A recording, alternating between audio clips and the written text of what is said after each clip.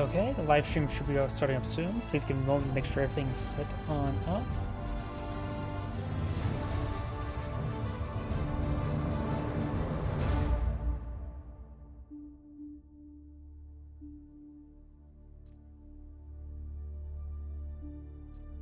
Able to preview over here.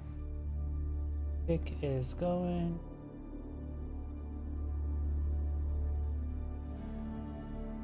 Twitter is going.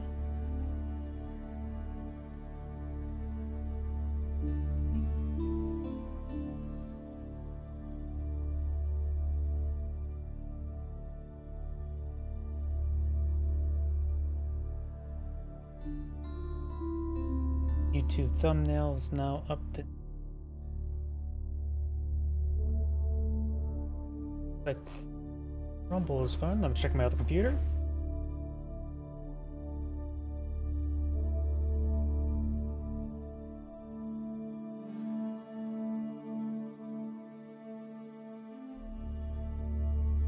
And looks like the computer's stream is going good. So yeah, let me just go ahead and find a player now.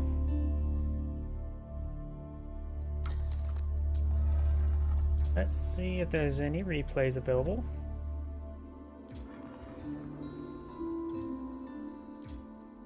We got some replays here. Very good. 23 minutes, so we could do that one. No, let's do it. It's a good warm-up.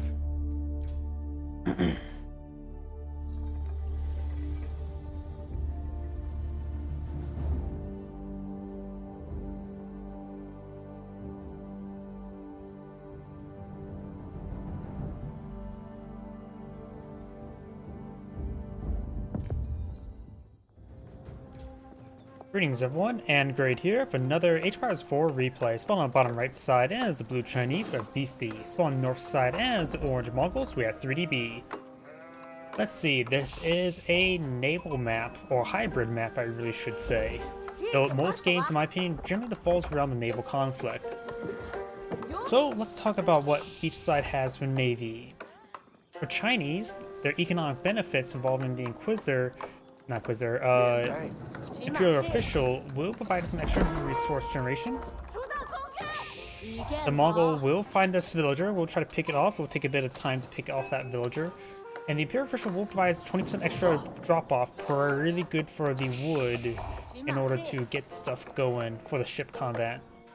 The Mongols have no need for population, and the OVO actually makes the Mongols, in my opinion, have one of the best defensive capability, because the OVO will generate some stone, which can be used for arrow slits. So, in my opinion, the Mongols have the best defensive navy, which there's not a whole lot of variety with navy, which actually is probably a good thing, because most games are not based around navy, and having more standardized navy between all the factions probably an easy way to balance it, and most people don't really prefer to play the game for navy.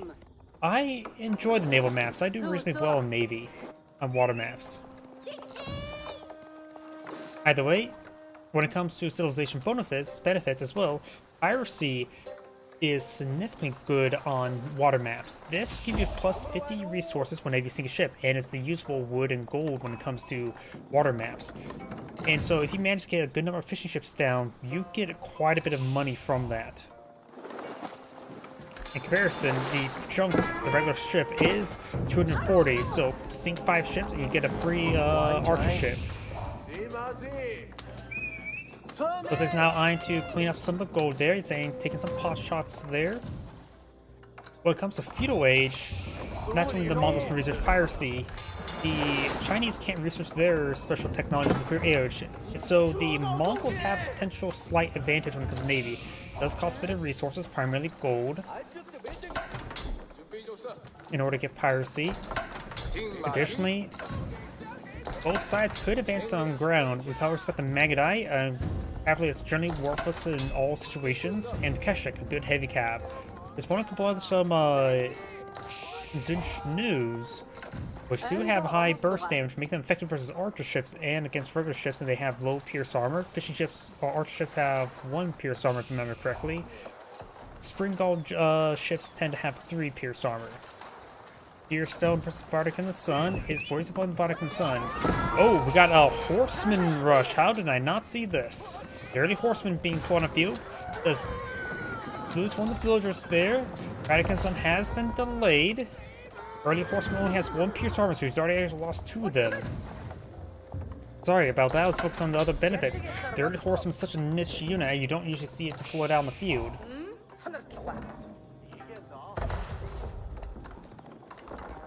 The Early Horseman has pushed way forward. Will not be getting these villagers, will likely go down the Spearman. Oh, but the Mongol did find that one wounded villager, now it does pick it off, so got a slight villager kill there. And my monitor, second monitor did something a bit weird. Never mind, you may hear the pop. Villager does receive a bit of damage there.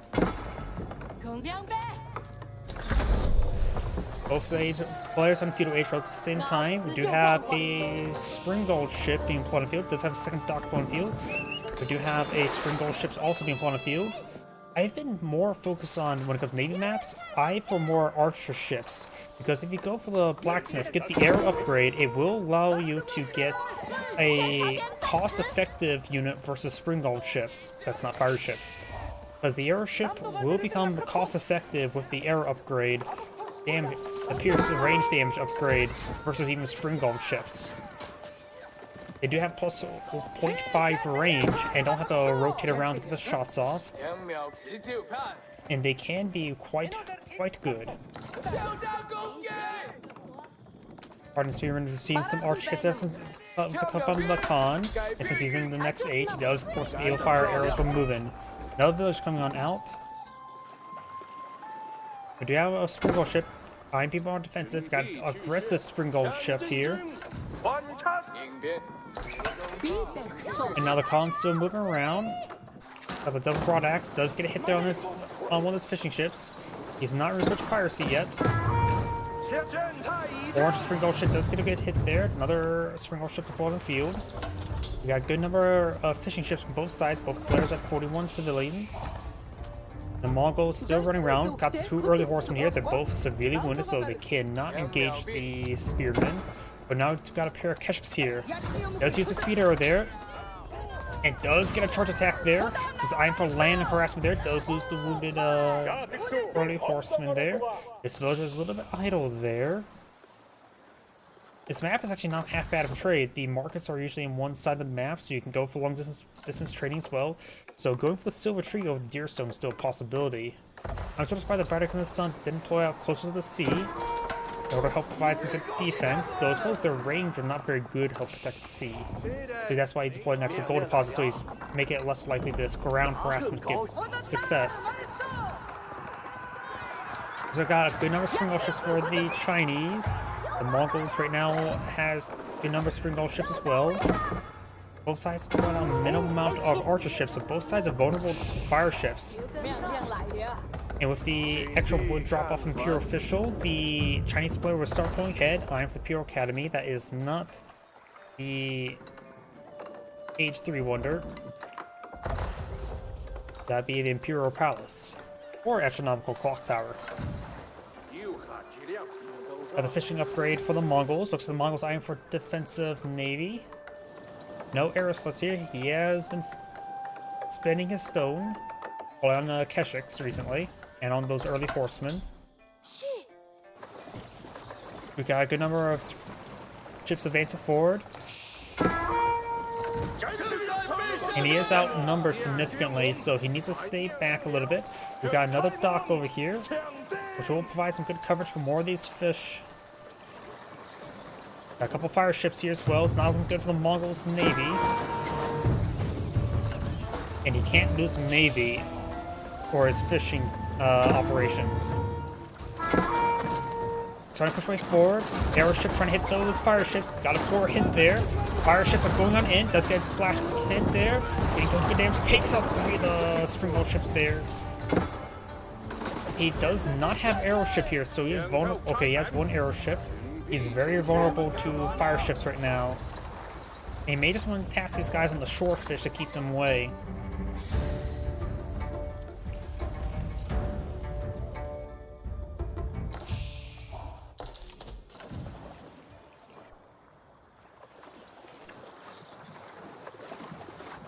Spring Guard ships may want to just stay back, get healed up. We got a battering ram now being put on field. These are archers as well. They will still struggle versus archer ships, but they should do some decent damage versus Spring Guard ships, though they do lack the punch. Arrow slits being reset by the Mongol player. He's eyeing for arrow slits in this one. Trying to find a little harbor, safe harbor, if you will. Got this villager repairing up the Spring Guard ship. Got too many Spring Guard ships here. We've got a pair of archer ships here that's used the matching number to engage fire ships. Trying to hit the fishy ships now. The Spring Guard ships, the Mongols are largely untouched. He's losing these archer ships. Well, there is a fire ship. Does avoid the shots there. All the arrow ships are now down. Does focus on the fire ship there, taking it out. Trying to get mass repairs on the Spring Guard ships. Still lacking a significant number. Another fire ship going on field. That's going to do some great work. The Spring Guard ships are large enough to pick off individual fire ships like that. Mongols need to stay back. Just rely on the healing from the docks. He's severely outnumbered. More fire ships deployed up by the Chinese. Got a fire ship here from the Mongols as well. Mongols still not in a good position out at sea. This battering ram is pushing forward. Got some more docks trying to be pulled on out. This battering will draw some fire, giving the naval forces time to recover. Does pull out a good number of fire ships. And the other side is pull out a forge, or now do we see the blacksmith there. I wonder if these players know about how thick arrow ships can actually be unnaval, even versus Spring Guard ships. Got some healing here, the AoE healing. The Mongol player could get out some arrow ships. Banner records good with archers as well. And has far too much of a force here. Keshik does see quite a bit of damage there. The archers are going to be dead. He's going to lose his entire force. Not looking good for the Mongol. Losing this entire force here is not good. Yeah, he probably should not have mounted up like that. Archers are being focused down there. It's all going to come down to Navy for the Mongol player now. And more of these archers, all the archers have gone down now.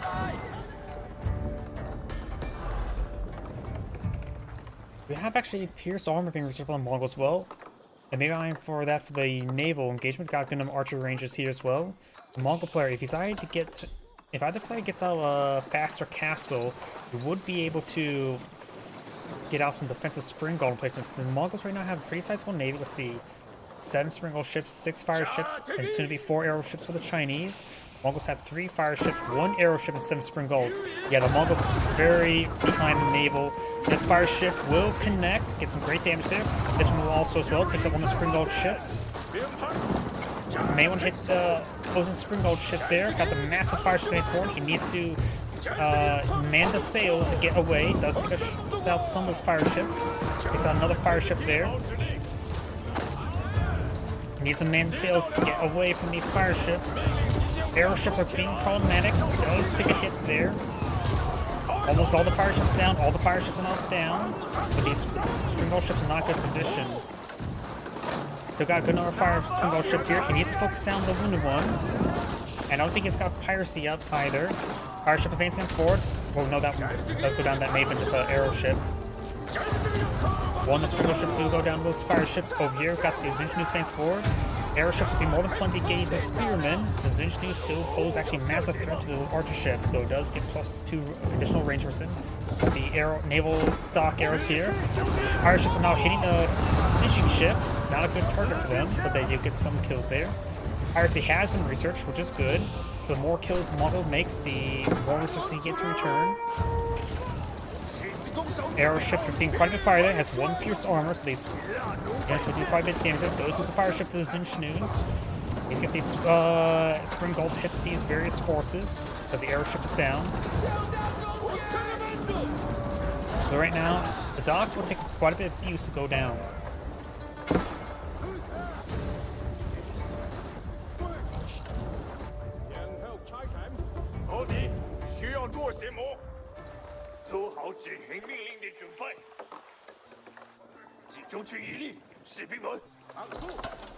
We got a good number of archers here, 18. Over here we do have a force of 15, so there may be enough archers here to deal with this force. These instruments are pretty high quality, though the archers will get the Alpha Strike off. Oh, and think of the follow, or maybe that was YouTube description. We got a good number of fire ships here, as well as a good number of these archer ships. The Chinese still has a massive navy and is growing very, very large. We got a good number of fire ships here, and we do got a good number of arrow ships here.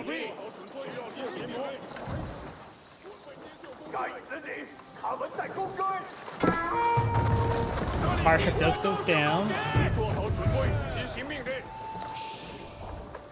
and go from the dock here. Maybe another defensive arrow slit will be good. He does have a good amount of stone for some. And we do see another arrow ship here. Those was a fishing ship there. Oh, more of the fire ships. There's a massive number of fire ships right here. Arrow ships need to be in general attack move order. Does use one of the fire ships here to take out a good number of opponent's fire ships. The fire ships push way forward. And they're all quite wounded. Some of those spring gold ships will get hit. The fishing ships are a bit wounded. May just attack some onto the shore fish for now, so they get some sort of resource collection going. And the spring gold ships do go into Empress's structures. We got 3 arrow ships here, so the fire ships could connect. Got more fire ships here. They didn't rally into the source of opponent. Going for assault, trying to focus on the arrow ships first. If the arrow ships goes down, then the fire ships can advance. Get some good damage there, hitting the fire ships. Fire ships are trying to connect. These guys are highly congested. And looks like most of the Mongolian fire ships are not connecting. That one didn't slowly do damage there. That one did. And looks like the Chinese fire ships did some good work as well. The Mongolian fire ships are quite wounded. This dock is still up and going, so it still has its defensive arrow slits. This one does not have defensive arrow slits. Fire ships could advance. There's currently no arrow ships in this region. And a good number of these spring gold ships are quite damaged. He's on focus on this dock, which does not have the defensive arrow slit. You may want to mainly target some of these wounded ships here. Just a scout going down.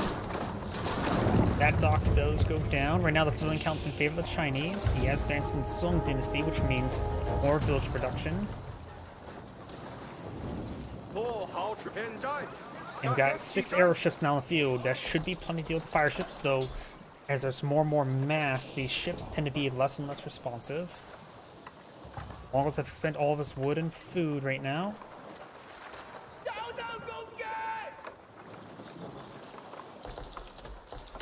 We got these ships advancing forward. All these are spring gold ships, no arrow ships in this region.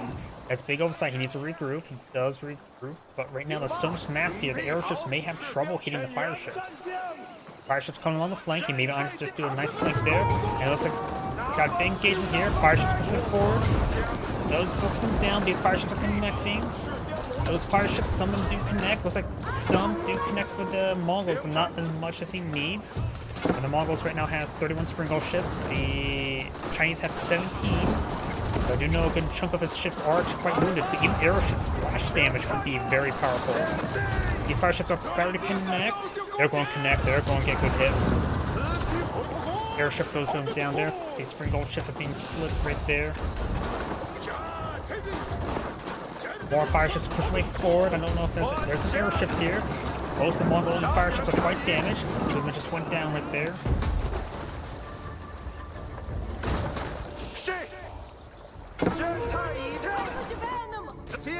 This arrow ship will find these archers. Archers will get some good volleys there. Mongols are now 5 spring gold ships. The Chinese have 19. The number of them wounded. You may just want to split them off. Just use the passive healing from the docks. Right now, we got the Imperial Palace going up. When getting that research, you have access to a bunch of powerful technologies, primarily the Armored Hull, in getting plus 20% health, and a bit of extra Pierce armor against the arrow ships.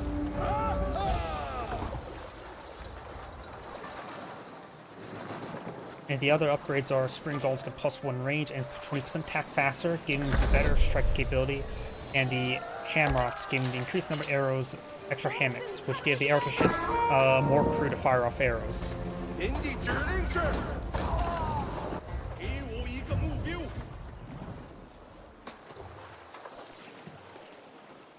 We got 7 fire ships right here. A good number. His opponent has 0 fire ships and only has 3 archer ships. And additionally now, the Chinese player is eyeing for a spring golem placement. It's not on the Bardic in the Sun. It is actually not the spring golem placement, but the spring gold cruise. The +1 range makes a big difference. Which also makes it so the spring gold ships outrange archer ships. Archer ships do have a base range of 6.5. Spring gold ships have a base range of 6.5 or 6.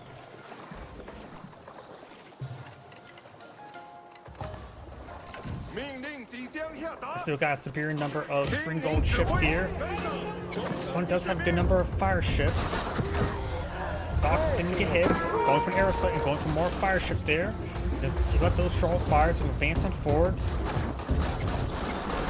The arrow slit has been completed here, so we'll get some fire support. But it looks like he's taking a lot of boost right now. We got a good number of fire ships here. Does get some defensive arrow ships here. Now he has 6 on the field.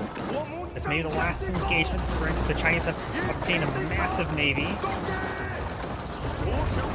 So they're getting a little bit wheelie there. Gives them a good job to make the room free for the archer ships here. That one does connect. Multiple fire ships are now connecting. But most of them are actually getting shot before they advance. More fire ships being quoted by the Chinese now. Spring gold ships from the Mongols starting to go down as well. And does lose a couple more spring gold ships there. Yeah, the Mongol navy has now been broken. This may be the end of the game. This map is the water's too large to go around it as well, so you can't just sneak around with a sneaky ground force. The only way at this point in time he can get back in the game is pulling out some spring gold himself, but he's not at the age. Does get some good spring gold hits in, does get some archer ships firing.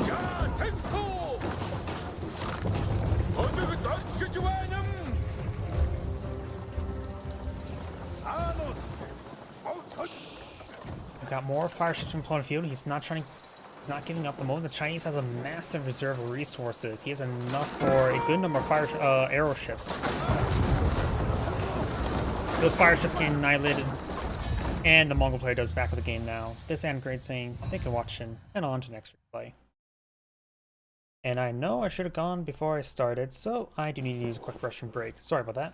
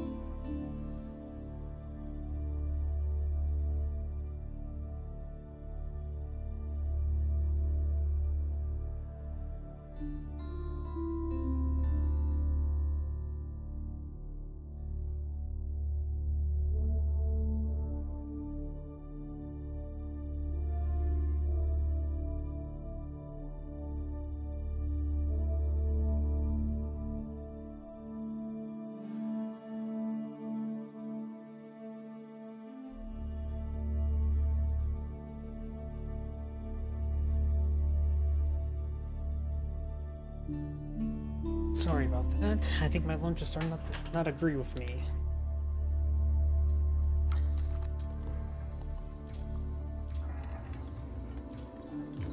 Let's see now. 21 minute is a Malian Mirror. Local unpublished mod. I don't think I can play that one. And let's go and try this one here.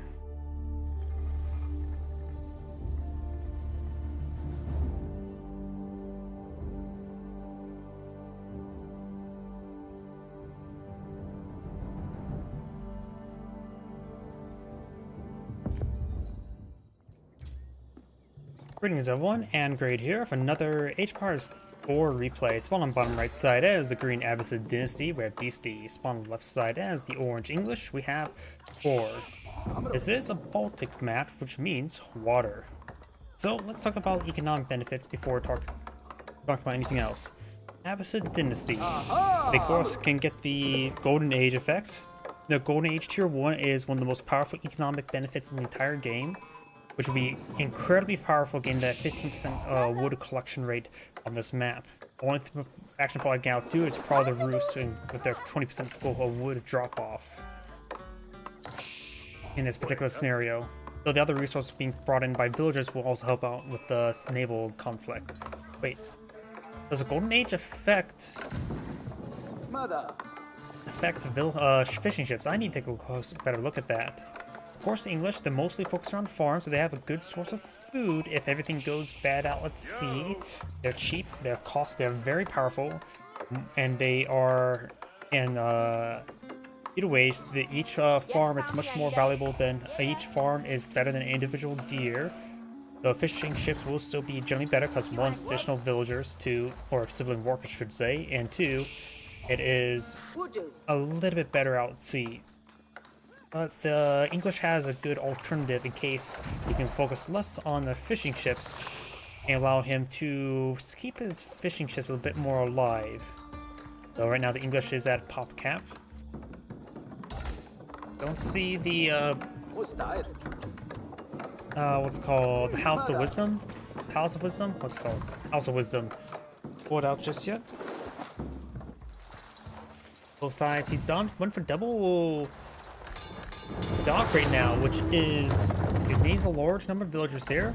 It takes about, if I remember correctly, about 5 villagers worth of wood to collect them up. He does have a good number of people on field. I probably should click on this for the time being, so you can see how many villagers are on wood. You got now the Abbey Kings there, which may provide some health regen benefits to the fishing ships, potentially, but the radius will probably be very, very small. Honestly, not exactly sure off the top of my head.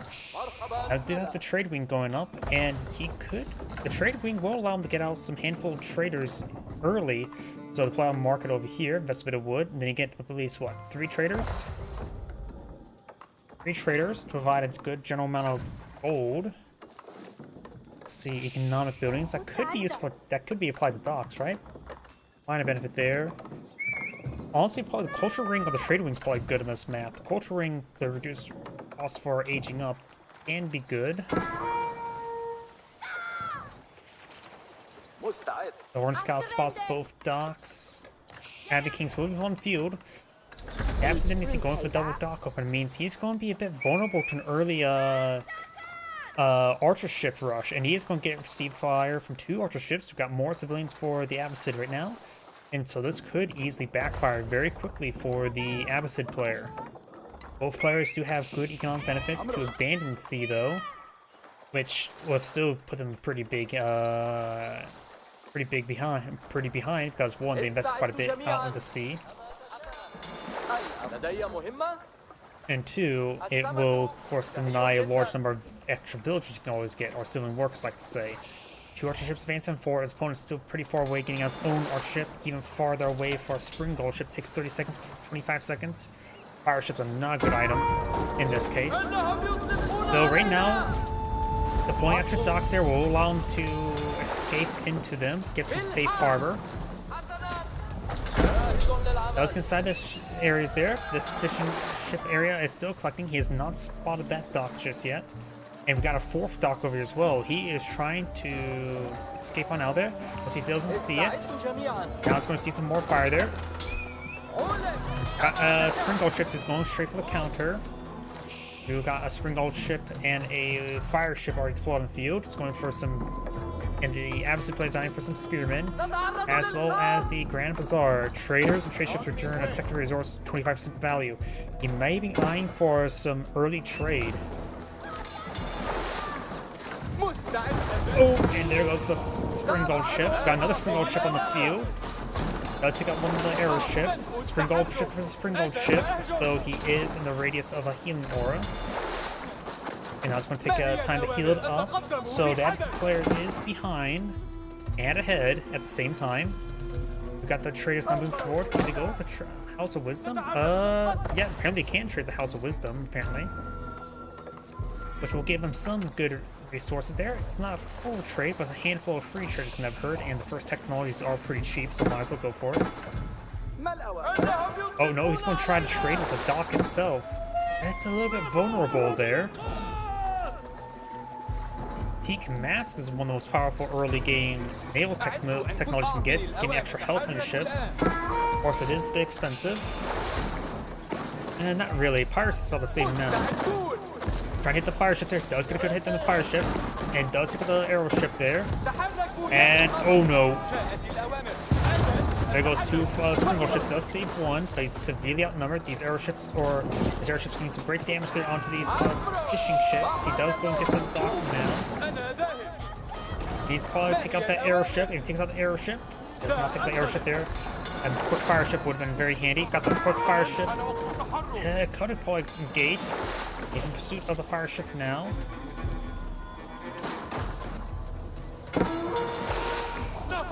I think as well with Avacid, remember, they also get free improved siege engineers, so he could try either past castle to get out some Springalds. He does put the dock down here. Another fire ship's trying to be quickly deployed out, but none of these Springald ships are quite damaged, and we've got more fire ships here. One of them misses there, gets a hit there on that ship. Does get a decent hit there now. Fire ships will connect. Does expose those fishing ships. Fire airship now engaging over here. And this fire ship will go on in. Hits out one Springald ship there. Civilian wins another one. Another Springald ship goes down. This other one's quite wounded. Another fire ship deployed on the field is in pursuit. He may be able to take out two. Both sides just fall back. Good advance forward. Receive hits there from the airship now. Another fire ship deployed on the field. He's starting to push way forward. Throw some arrows there onto the airship. Both those fire ships will go down. Two airships now in this region. Another fire ship here. And we've got this airship now hitting these fishing ships. Does lose another fire ship there, and this fire ship will go down. And go from the Springald ship. This Springald ship's trying to get repaired up. Over here we have another Springald ship being pulled on the field. Right now civilian count is very similar. Those traders will provide some good amount of resources.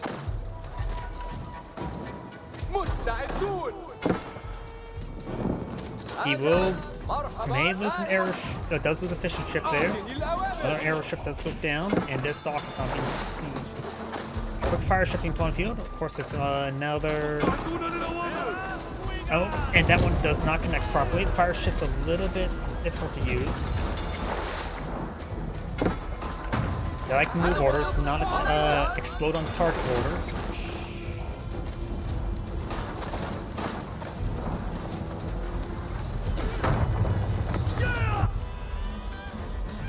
You know how the fresh fruit stuff's being poured on out.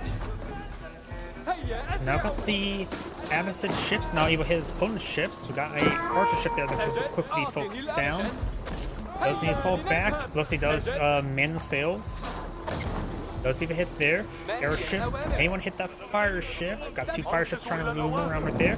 Does get a connect there and takes out the Springald ship. Airship goes down as well. More fire ships moving around. Got 4 airships here. That is going to be very, very problematic. The Avacid player could not get enough navy on the field, and his wood count. He has a good amount of wood villagers, but not a lot of wood count on the field. Wood sort up. Fire ships advancing. Airships annihilates 2 of them. Fire ship connects, and that one did connect. Most of these Springald ships are quite damaged. No defensive air assaults here. Going for more Springald ships now. Fire ship connecting. Takes out the Springald ship there. Ooh, a fire ship must take out those Springalds. And that one will connect. Got one more Springald ship here. Right now, the English has 2 Springald ships, 2 fire ships, 2 on the way, and 4 airships. Howdy, I'm me. Fire ship will connect, hitting the Springald ship there. Got these fire ship connects well, takes out both these fishing ships as well. Having trouble deploying more navy. That is another Springald ship, not a fire ship.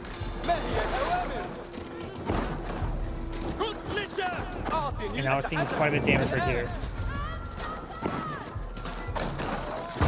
Fire ship does connect. And looks like all these docks will go down. The large amount of this wood is being cleaned up.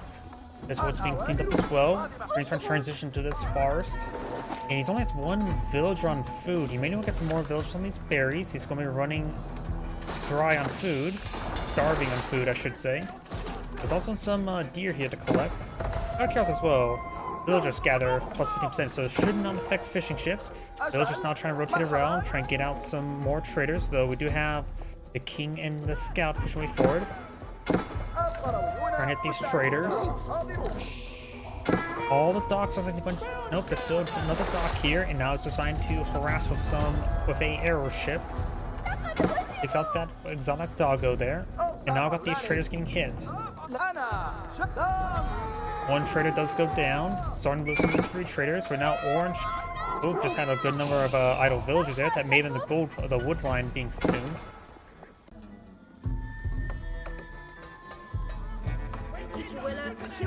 And now we've got the wood line being transitioned to another forest. Eyeing for more traders now. He's eyeing for mass trade. He may want to get out some sort of fast castle. Or, not necessarily fast. May want to eye for castles sooner rather than later. Because remember, Avacet gets free improved engineers. So he bought some Springballs help reclaim the sea. Spearman getting hit, trying to deal with the king. Another Spearman pushed before. That should be enough to deal with the king.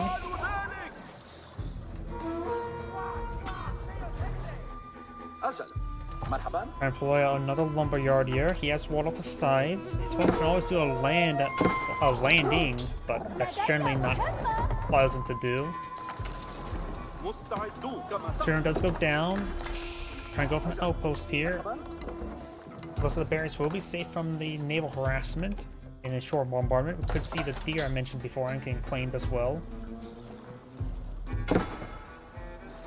And it looks like the Orange Navy will patrol the waters. And the king will find himself another villager there. Takes out the villager. Let's see, we've got... Looks like more fishing ships being put on the field, and he is going for a transport ship. He is eyeing for a landing. He could try to land some villagers with the support of these ships to get some proxy archery ranges and barracks. Not sure what's inside of here. I think they're villagers, because seeing there's no military units up here, there has to be villagers. Time for some proxies. And villagers are unable to secure up this wall. Time for another wall there. It won't be able to secure up this area. Let's see, he still needs a lot of food. Has a good number of traders being put on the field. Got the King's House going up, which is a second town center.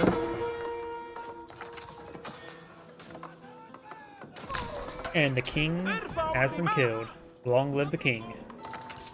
We are going to see an outpost and a good number of barracks. He's going to transition to looks mass men-at-arms. And with the armor-clad research, the Avacet player will definitely need to get out to the next stage. He has no gold at the moment. He does have mass trader being employed on the field.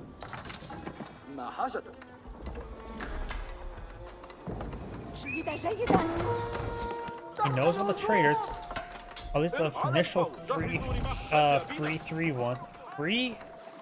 three traders.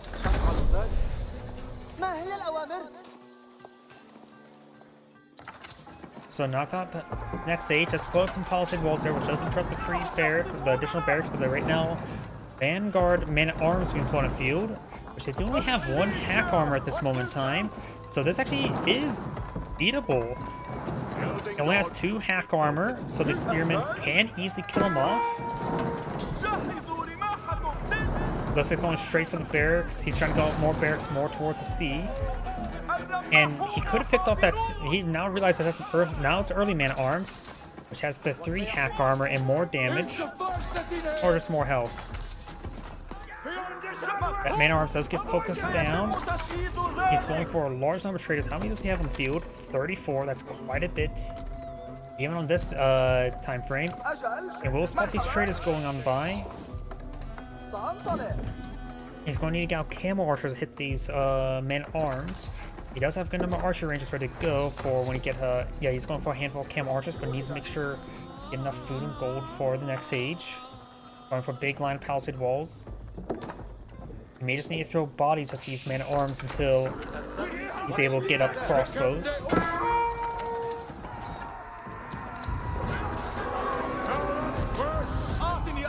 Cam archers do hit pretty hard, and they do have decent attack speed.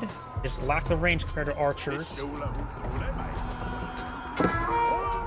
We do see the regular man-at-arms research and now going for some batter rams. Very good. Military wings now being put on the field. He will get 2 free camel riders, which is going to be very good. It'll help him hit these man-at-arms. And Orange's villagers immediately spots this battering ram. He's pulling off some villagers there trying to torch down. Wait, that's Green's battering ram. Green had a battering ram way back here. I'm not sure where it came from. There's an orange battering ram now pulled on the field. Got a good number of camel archers here.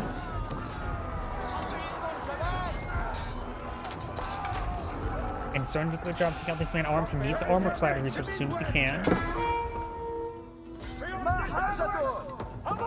Green has walled up this area. May lose one of these traders, took a bad path. Batters push way forward. We've got these longbowmen now hitting these villagers. Very nice. Man-at-arms push way forward. The bears have nothing to completely claim. So he has the armor clad research right now. So he has 6 pierce armor. Going for phalanx will increase the range of his archers. And there's a Golden Age tier 2. That's actually going to be very important to get the research up and going. Because he needs that military wing out as soon as he can. Cam archers getting some good hits, but right now the pierce armor is 7, cam archers 13. So 6 damage per arrow. It's good, but not the best item. That's not even gets right now. In 2 seconds, he's able to get out crossbows. He does not have a lot of gold. Oh, there we go. Got some gold. I think he bought some gold there. Now he can get out a good number of crossbows. He's trying to get out also veteran cam archer. Battering rams are not cleaning some of his buildings there. He still needs some of his own melee units. Elons will not be great. Spear and claw have to suffice. Elons will not do well versus these man-at-arms. Though these camera riders, handful of camera riders will be very useful. They do hit hard at 40 damage, so it's not too hard. Crossbows have been pulling field. They're getting focused down immediately. Battering rams cleaning through the archer ranges, and he desperately does need to keep these archer ranges alive. More crossbows on pulling field. Does get some Gilams that do have high attack speed and do like double strike, which actually makes it so the armor of the man-at-arms doubly effective.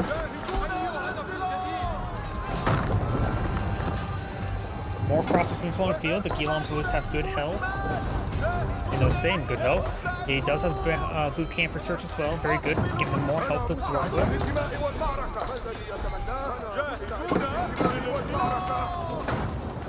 He still has an archer range still alive here. We'll get one more crossbow. He may want to get some more archer range along the side. He is. Very good. And a large amount of infrastructure along the side. He gathered up too much of it probably. And once if he gets this area secure, he will be able to take those crossbows with blood spring bolts to reclaim the sea. Blacksmith trying to pull out some more pierce damage. Man-at-arms being slowly gone down. Gilams trying to hit these battering rams, which they will be very good at that. They have no hack armor.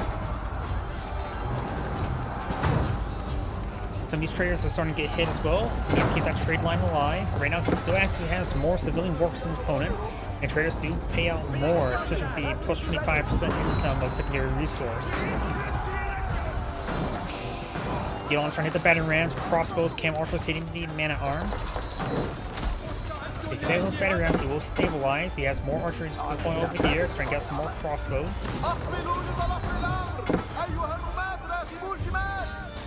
These man-at-arms need to focus on the battering ram. The House of Wisdom can take some hits, has 12,000 health to work with. Could send a villager there to help start repairing the House of Wisdom now. That's the man-at-arms hitting the deer, the forest puppers, which actually is a critical resource for him at the time. Hopefully he is collecting food up the traders as well, which is exactly what he needs at the moment. He has plenty of wood. It's food. More mana is going forward. He needs to get these crossbows not hitting that battering ram. They'll just try to find for some berries, maybe.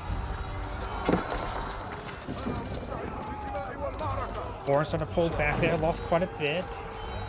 Green may want to eye to get out some spring bolts out to maybe start pushing towards the sea. Battering rams would be also useful to cleave for the structures. Got a good number of outposts here for network castles. Right now he has plenty of wood and gold.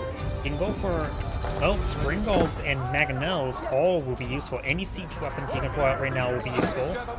Springalds and Mangonels, Batarams, I suppose just not siege towers.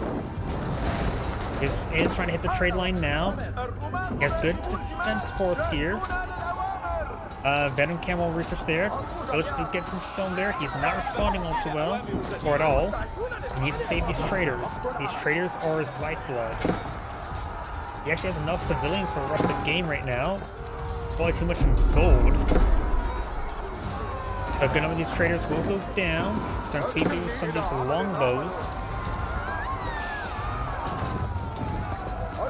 Elongs are going through. Traders getting interrupted. Traders starting to get hit as well. Villagers going down. He's taking a good number of civilians. We got a massive number of crossbows here, so these man-at-arms will quickly go down. Handful of Elongs in this region. Orange trying to pull out some walls in this region. He does go to stop and move command some of these traders to prevent the walls from being completed.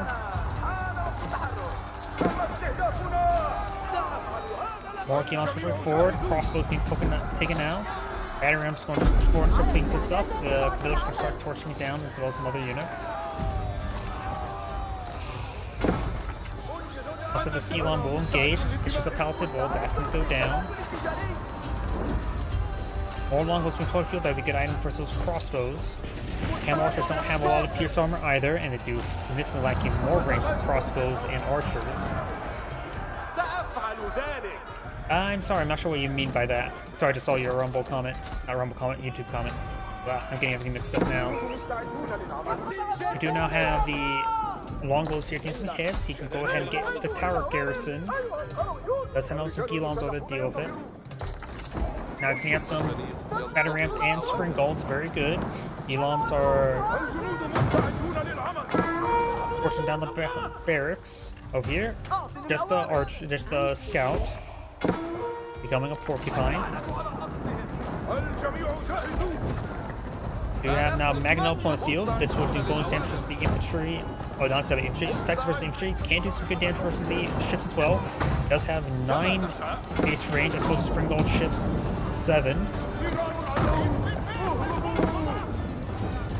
We also got both 6 sites captured up by Orange. Got the Perchar Castle on the field.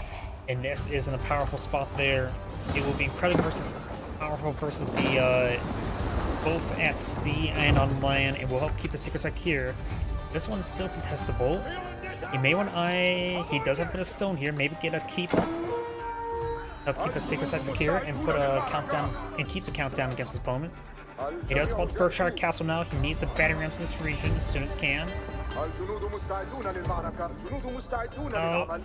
Trying to capture the point. He's not realizing the Berkshire Castle there. Building it up and will annihilate these Elons.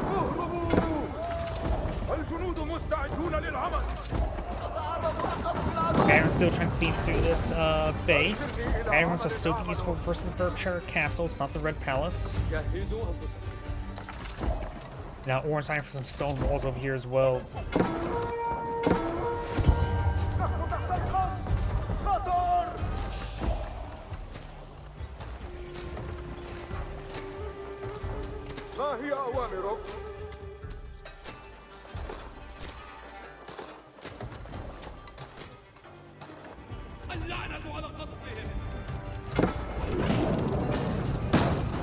Good damage on the lumber camp.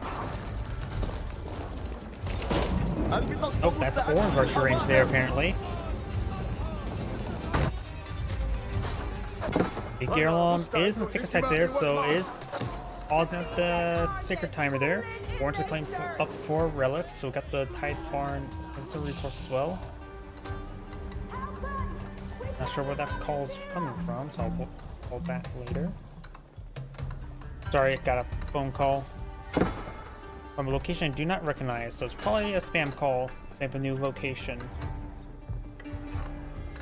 Walls going up. Gilom's trying to intercept this area. One of the Gilom's need to hit these villagers. More stone walls being put on the field.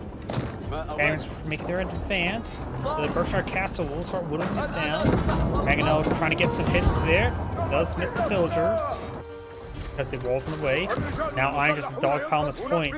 He's spreading out these forces there. Arrow ships will do some good damage here. Got some villagers here. They will get annihilated.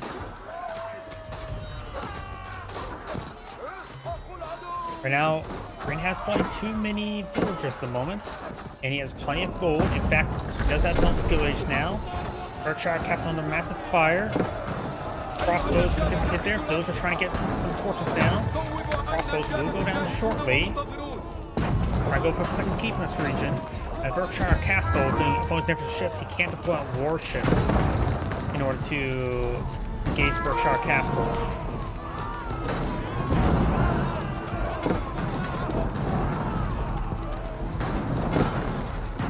We need to get some counterweight trebuchets engaged in Berkshire Castle.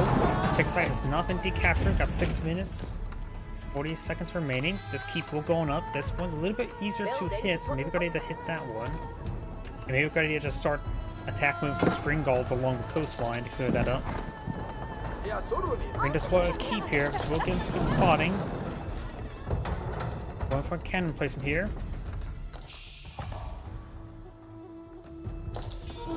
Orange right now not eyeing for a warship. The Karak. Nor has it got any naval research, nor does he need to get any research, because he's been maintaining seas. Berkshire Castle now receiving fire from the keep starting to fire from Berkshire Castle.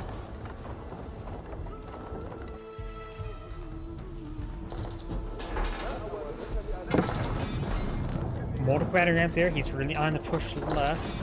It's definitely the harder place for him to hit. Going out more battering rams there. That is a barracks. We got now some bombards point of view. Berkshire Castle does outrange bombards, but do hit like a truck, and they probably throw cannonballs the size of trucks, at least the weight of them.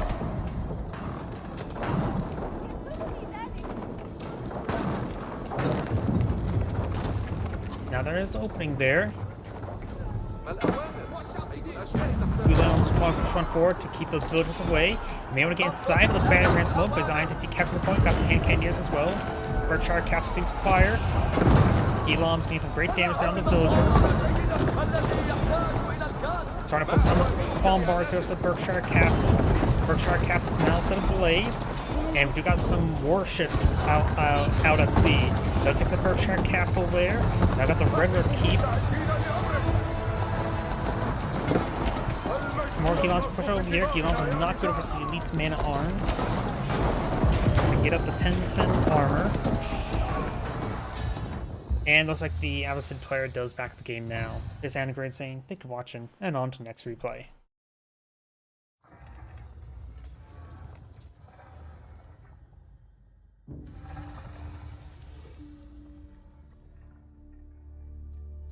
Let's see now if there's any more replays. Seems like there's been a lot of naval maps for him. Or maybe I just look into that or not. That I've got some arena maps. Oh, they're 2v2s, so no thanks. Here we go. We got a 28-minute one here. Here's as well. I'm gonna pull up the calendar. Let's see. I'm gonna make sure it don't go past 28, 29.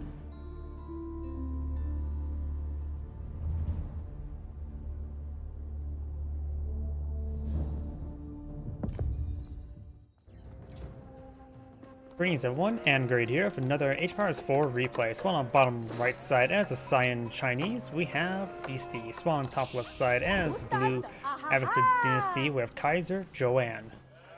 Let's see now. Chinese versus Avacid Dynasty. Chinese of course have the Pure Official here, which does give them access to the increased drop-off early on, making this economy even more effective, as well as faster building speed, as well as some other Dynasty items, such as the more faster villager production in Song Dynasty. For the Avacid, once they get the Golden Age Tier 1, they will get plus 50% of resource collection for all resources of their villagers. One of the most powerful economic benefits in the entire game. When it comes to Feudal Age units, unique units, let's see. Of course, we got the Camel Archer, which will be effective versus Spearmen. But they're expensive short range, pretty easy to hit with archers, as well as also with spearmen due to their short range. And they're not the most agile units. While the Chinese can deploy the Zhengzhou, an effective unit versus low pierce armor units, such as the Camel Archer and Spearman. So, ideally, we'll probably not see the Camel Archer. We'll probably see Mass Zhengzhou Spearman from the Chinese. That's pretty common. We got the Imperial Academy going on up over here. You got the Culture Wing, designed for the cheaper technologies, maybe I'm for a fast castle. We are seeing no stone being claimed at the moment. Oh yeah, I need to do this as well. Don't forget to do that. Arkansas's going as well. The Chinese player maybe not eyeing for aggression. This will allow them to get up the claim with these berries. I've got Mass Stone being clicked up here as well. Song Dynasty now available. So this will, of course, give them the faster villager production, down to 15 seconds from 20. Villagers behind the boy right next to the gold deposit. Another council being pulled up over here as well. So both suppliers are eyeing for mass eco. Neither side supplying any military units, so let's talk about castle age units, because I'm feeling both sides eyeing for fast castle. The Chinese, of course, get the Palace Guard, a faster man-at-arms with lower armor, while his opponent will have access to the Guillaumes, a man-at-arms more effective that does 2 swipes rather than 1, making it a bit more effective versus light pack armor units.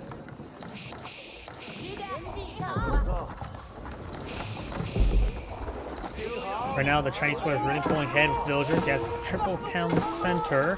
There's allowing him to pull out a large number of villagers there. He's putting a lot of villagers on this tier as well. These forest puppets will be quickly claimed. No textiles research yet for the Chinese, nor by the Abbasid. And I've got some Zhengzhous going to fall on the field.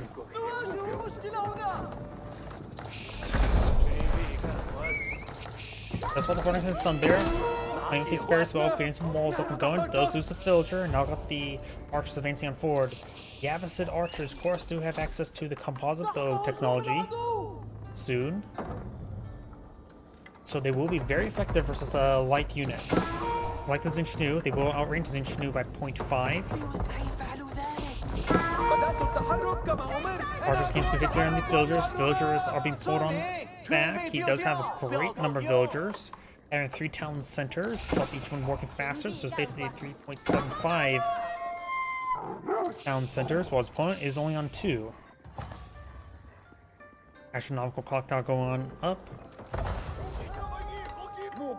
Then Archer and the composite bow is almost complete. He doesn't get the pierce damage just yet either. Astronomical clock tower will be very useful for some mass archers. Eyeing to cross the T of the wall, so let's take out a villager there. Zhengzhou is finding a good volley there. Oops. Game sort of lagging for a moment.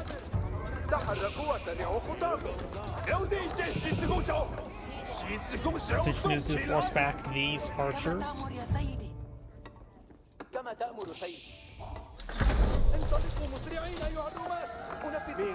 And got a lumber mill here. Why? Not sure why there's a lumber mill here. There's a weird spot for one. Not on these wood deposits. None of these wood deposits.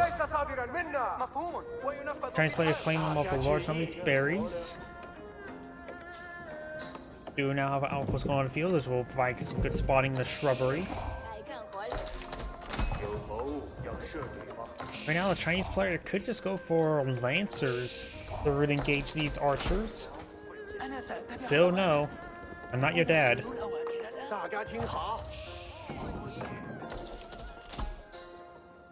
And so we'll keep these villagers active on the side of the map, so we could go for a keep in this region to help secure up the golden stone.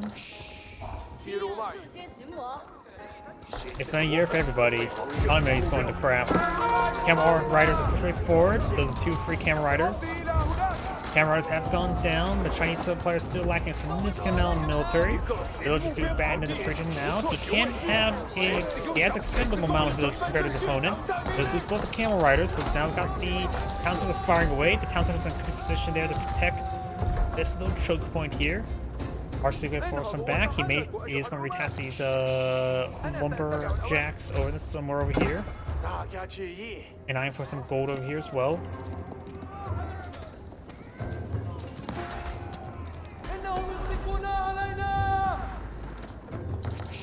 And with the Bardic and Sun town center there, it's going to be dangerous to advance through any of this region. Though he's Abbasid, he can pull out some field weapons. Time for a Spring Gold. Probably a good idea to go for a battering ram to go through leave this region. Does have a good number of outposts here, which provides some good spotting. It's going to go around these two town centers. Has a small amount of Zinch news here. They will get outnumbered by these archers. Right now they're doing 6 damage, minus 2, so 4 damage times 3, so it's 12 damage per volley per unit. Archers push way forward. Got some now a clock tower Nissa B here. Be very useful. Eyeing for some bear slow, eyeing for some palace guards. Lancers just seem like a better item to me at this moment in time.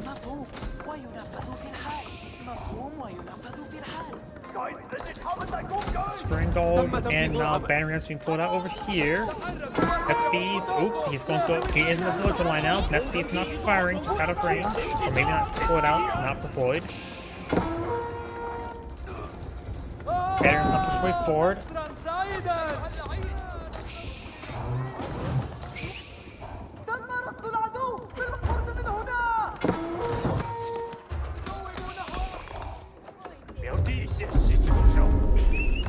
And now the monk has captured the sacred site with a relic.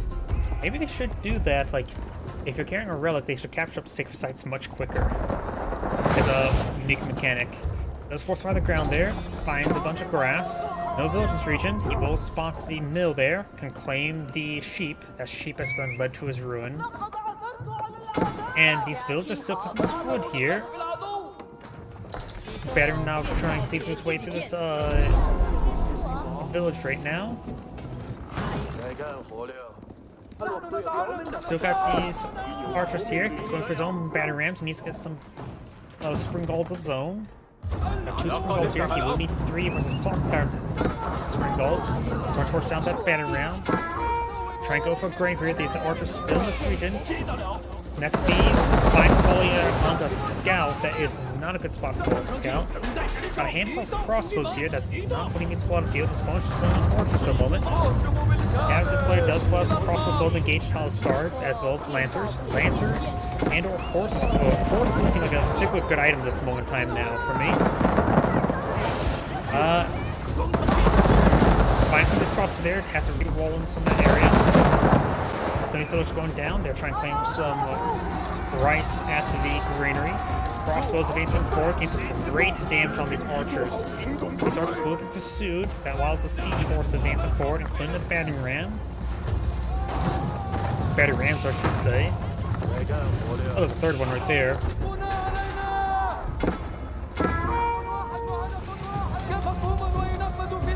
Palace guards who have less than pierce armor. They have 5 pierce armor, archers do 9 damage, so they still get hit significantly.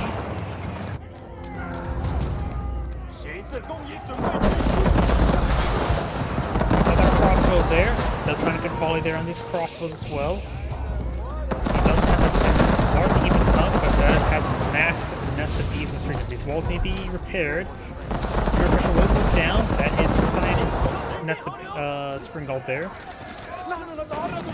The amount of the region has been cleaved through. In fact, 1, 2, 3, 4. Wait, that's all of the landmarks. He doesn't realize he's actually in a position to potentially get a decisive victory by taking out these landmarks. The veterans have been moving forward uncontested so far. Now I got the mess of these trying to hit these battering rams to do siege damage. They're doing some great work versus battering rams. There's not as much as Mangonels. Mangonels, no, they move more than Mangonels. I always think that Mangonels do more damage than they should, but that's just versus buildings.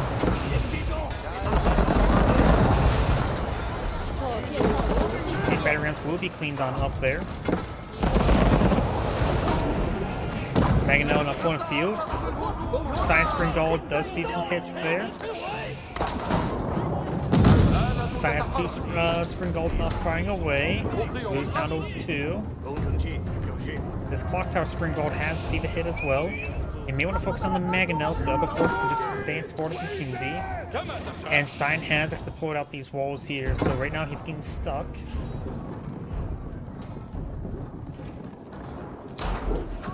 Spring Gold gets him, impales the scout. Now I have to bit of that stone.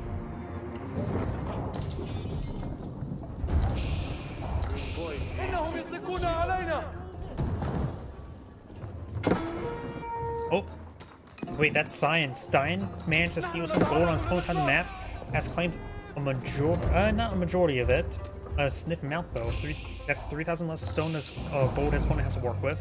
An Imperial official there to improve the drop off as well. Though he did leave behind the taxable income.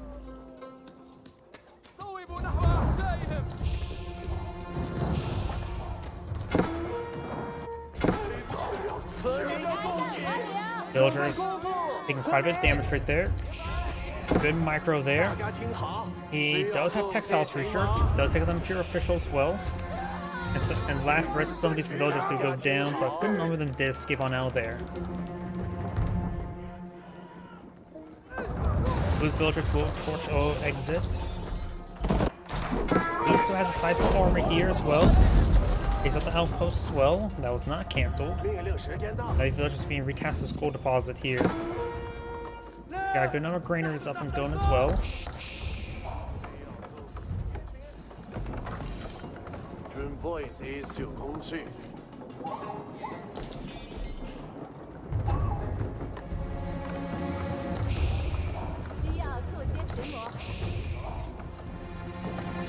We got some stone walls going on up.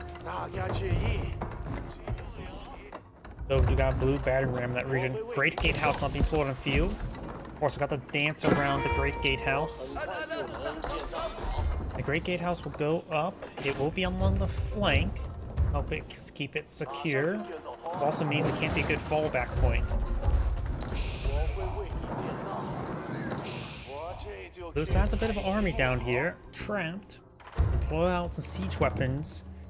And also, if you just keep a couple units alive and let the rest die, then you got a sneaky infestation where you can basically spawn out some siege units on your side of the map and on its own sides of the map and start flanking opponent during the big engagements.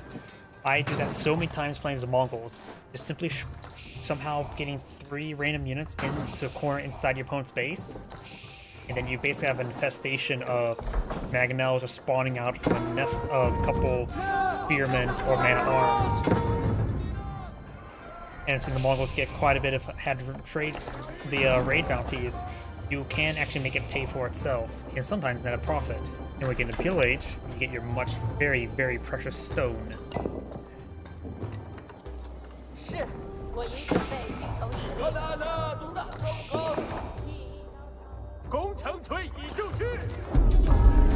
Palace Guard now engaging to try to hit the batting ram. They may just want to hit the archers for the time being.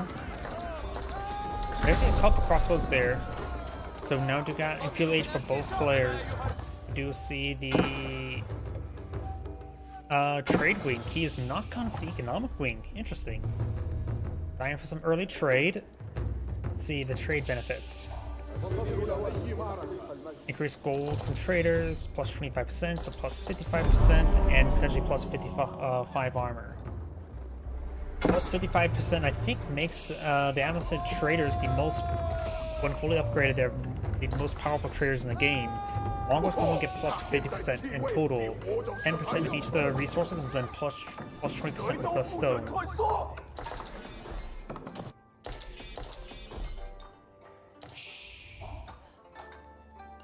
Remember as well, it says base gold value. If you wonder if the 25% affected by the research gold value, that is incorrect because it says base gold value. Oh, that force is dead. Finds a bunch of rocks on top of their head. My advice, wear a hard hat to prevent rocks from hitting your head. do now have the Palace Guards torch down some of these outposts. We still got this potential infestation there, and we do see the pretty rare research with the additional barrels. It's expensive, but gives +1 projectile on these clock tower nest of bees.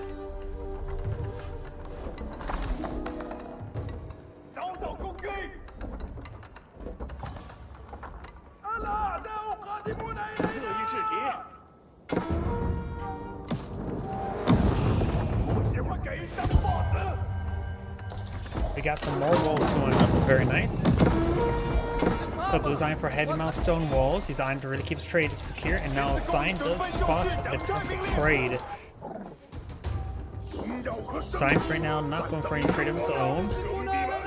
Did a good job of stealing a good amount of gold, and so still gold on the map for him to secure. Position is finding some of these villagers there, very nice. Trying to ghost up the rest of these walls there. This wall section may be able to ghost. Nope, looks like it can't be ghost.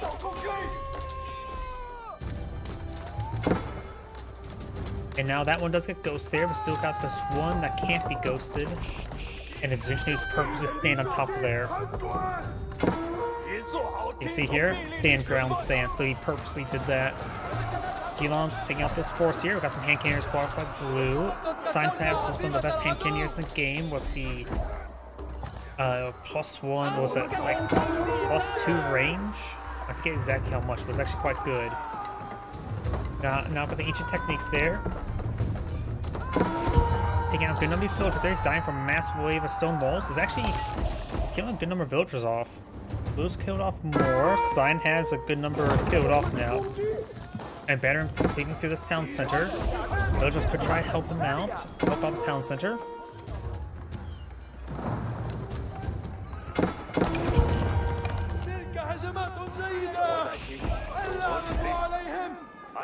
Now it's a good number of Palace Guards here. The Gilons versus Palace Guards. This is true wins the fight. Looks does have the battle card in research.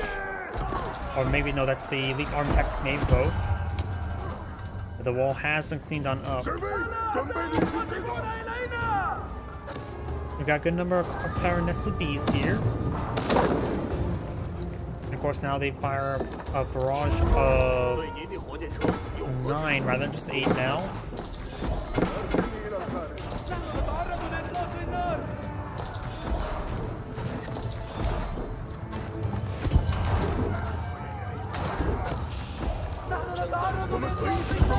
Gilon's being picked off by the Palace Guards. Got these Palace Guards.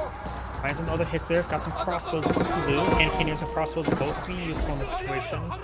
Gilon's trying to hit these Palace Guards. Of course, they don't move as fast. They do get the combat sprint there to help them keep pace.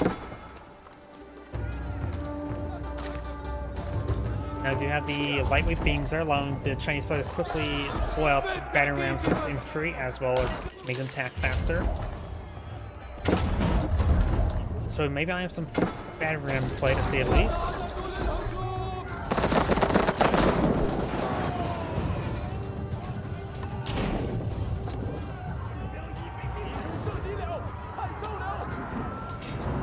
Palace Guards perfect for getting some damage here. Finds a massive hit there on those archer forces. Palace Guards trying to hit these traders once again. So they're streaming them on in. Sign will need to start eyeing some additional gold deposits on the field. He has this gold deposit he can claim, but everything else has been claimed. You may want to start pushing towards this gold deposit. Sign has broken the hole right there. Sign may want to get some stone out there and pull out a keep and then secure up that gold. There is a big gold deposit there, so you really should eye for it. These clock tower SFBs are streaming way too far in. Finds good hits there on those ranged forces there. Hang on, so he get a good hit there. Gets some great hits on those forces, but he will lose all those clock tower SFBs.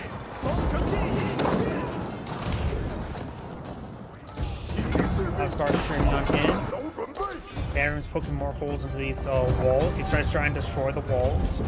Palace Guard trying to hit this village, trying to pick this gold deposit.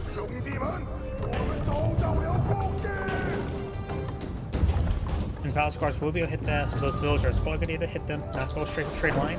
Sign right now is running a bit low on villagers. Sign is killing off a good number of them. Palace Guards are streaming on in everywhere.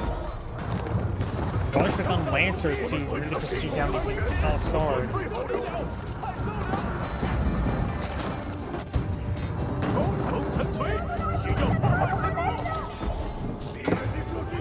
Palace guards find more of these villagers there. So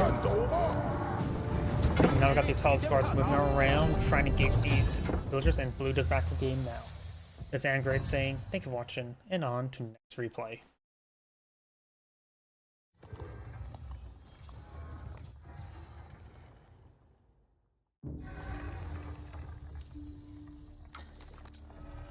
Let's see, there's probably not going to be any more replays from the claim from him.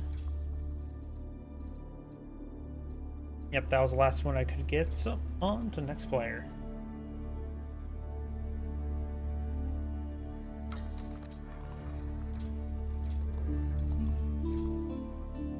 So you got some replays here to work with. 16, too short.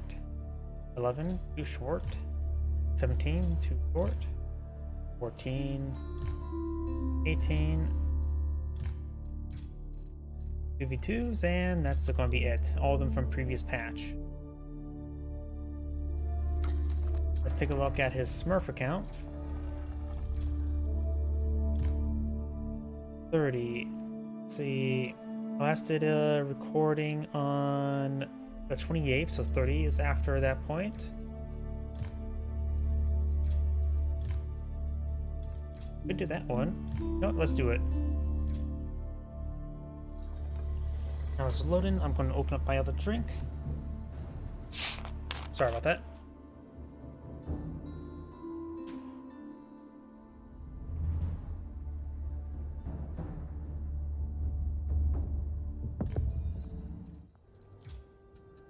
Greetings everyone, and Great here from another HBARS 4 replay. Spawn on the bottom left side is the orange French, we have Kill Jordi. Spawn on the top right side is the blue Malians, we have Horizon Sombrero. Let's see now, Malians versus French. Malians do have access to some various free resources, the mining pit and the cattle ranch. The mining pit, you can take that gold from the mining pit, invest into the cattle to get free food. Then you get and later on the game, get a good city of resources of both food and gold. French, they don't get any economic benefits really into Castle Age with the cheaper unit costs around castles. 25%, 20% is a significant amount. Don't get me wrong, but you won't get that into Castle Age.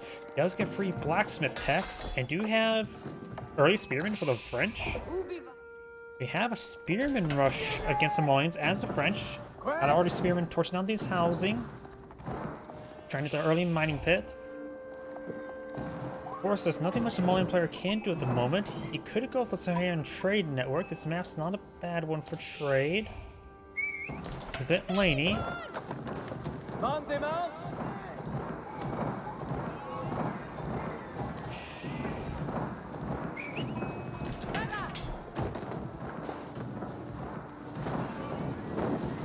Design just to set blaze of the housing and move on.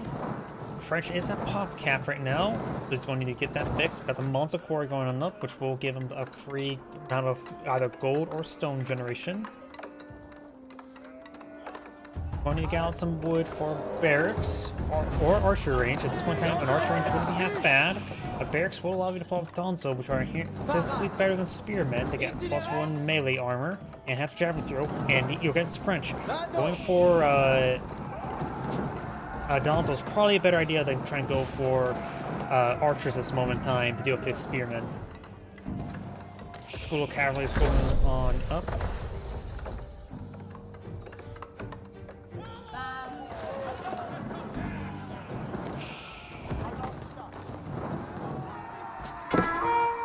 Let's get a Townsend arrows there. Does see quite a bit of extra arrow fire there. Get some more hits there on that villager. Villager's falling back. We have archer range there. Iron Fortress for the counter.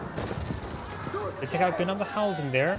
Let's see, 1, 2, 3, 4, 5 housing. So that's approximately 125 wood. He did spend quite a bit of spearmen here. So losing one spearman means he just lost 80 resources compared to just the 125 resources there.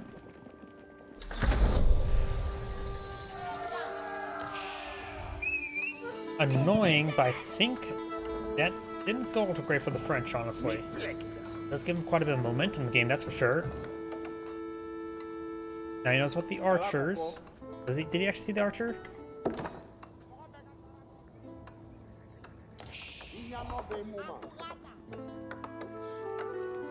I've got 2 more gold deposits over here, so I can put the mining pit over there, and I just focus on actual mining over here.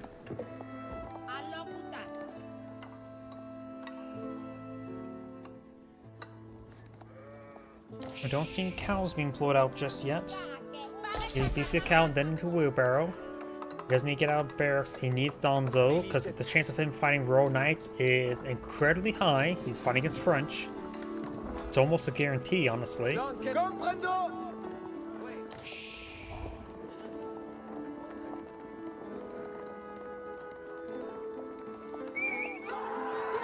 Ooh, a scout, not warrior scout, did take a bit of hit there. He may want to just cancel the mining pit, the mining camp. Now he sees the Royal Knight there. He needs some Donzo to pull it on and out. Got 2 Dons on the build queue, 2 archers as well on the field. I also probably should have talked about the unique units that each player can get out in Feudal Age. Got the Royal Knight. They are basically identical to early Knights. However, they do get a little bit additional benefits when it comes to charge attacks, and has some more scalability with upgrades. Donzo they cost 10 more than a regular spearman, 10 more wood. They do get a javelin throw ability and +1 hack armor. So they will make them inherently on 1v1 better than spearmen, as well as able to hit other things at range to support out your various archer force there. See here? Could get the javelin throw ability off. Nope, does not get the javelin throw off there. This Royal Knight could fall back, wait till Chivalry gets researched, and then get healed up. There's an iron for going for this. It has a boil, so this mining pit, and iron for a bit of infrastructure around it as well. May want to heavily focus on arch wood-based units for the time being. Just let the mining pit get your gold. So if any gold deposits you should mine up first is probably this one here, because that's the more exposed one.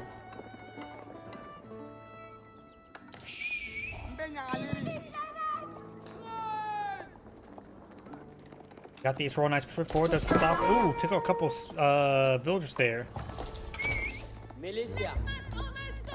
Villagers are now engaging these scouts. So they didn't get a charge attack there. They don't get a 1-2 swipe. He needs to get Textiles research sooner rather than later.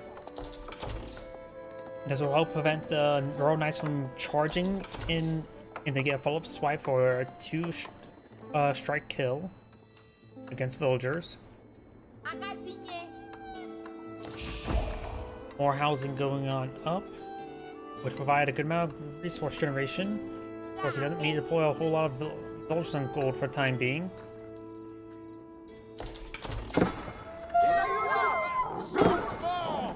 Dark Doggo's starting going down there. Got a decent archer force here, which will do extra damage versus the Donzo.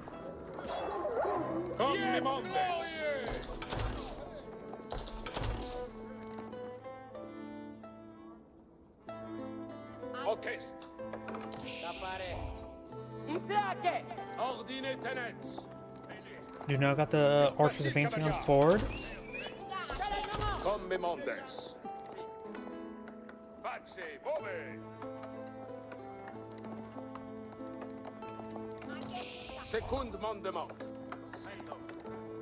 We got 4 archers and 2 Royal Knights in this area.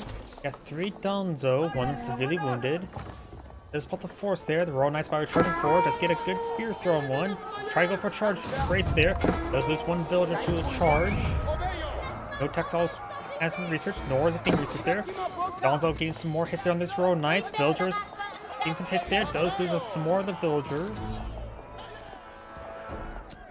And I was going to deny that wood. He can always just collect up this wood right there, which he is. Vambia Garrison not being blown fields is not eyeing for the corral. Vambia Garrison allows him to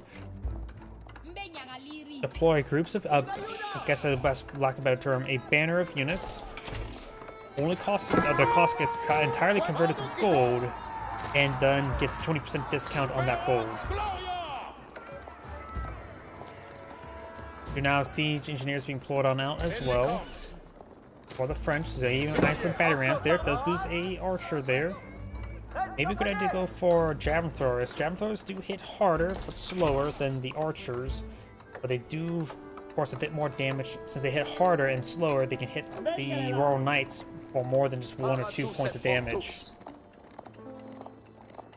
Fonvia garrison's almost complete. The French are very far from aging up. He actually has too much wood stored up. Has enough wood for a Mongol town center.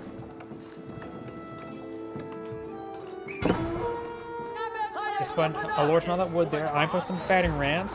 Royal Knights charging forward. Let's get some good hits on the villagers. Donzos get some good hits as well. No javelin throws available. The French archers does get a couple hit on the Malian archers. Takes out one of the Royal Knights there with the javelin throw. Zoom the battering ram. Got 4 archers here and 10 Donzo versus the 7 archers. 4 archers battering rams now push way forward, cleaving through the mining infrastructure of the Malians.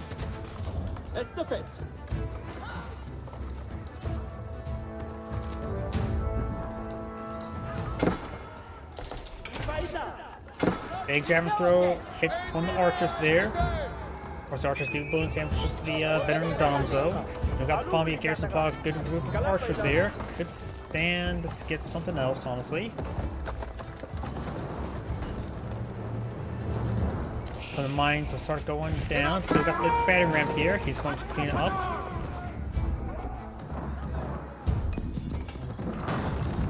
So now we've got the mining pit over here going to be going on up as well. Does say this mining pit there, and now also sending all the villagers to this gold vein there to get it collecting. Which will feed the Fonvia garrison. Got now the veteran archers deployed on the field.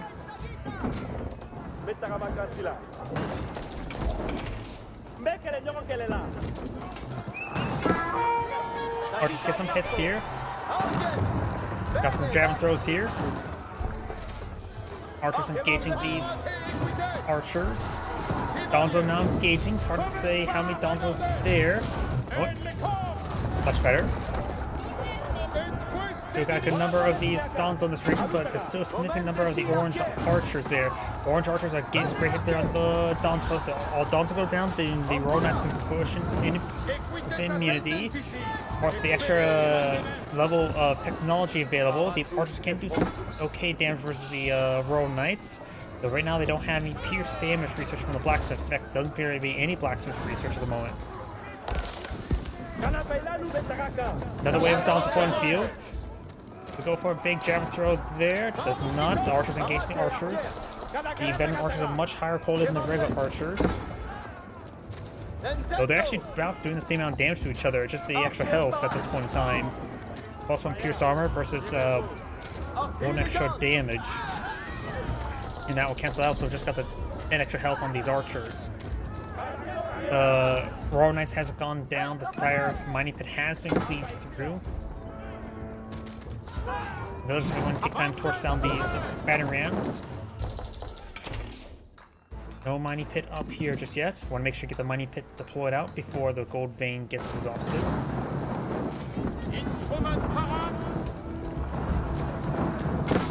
The French player is still not trying to age up.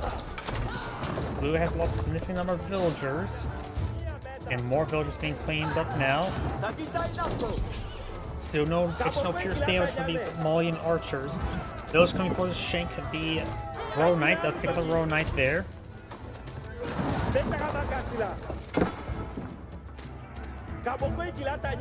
And without the blacksmith text, these archers are still on pretty similar ground. Just a tiny difference in health. Which does allow them to take 2 more arrow hits.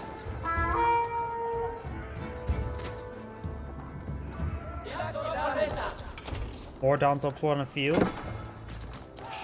And that Royal Knight will quickly go down. This house will be set ablaze. This house needs to be rebuilt.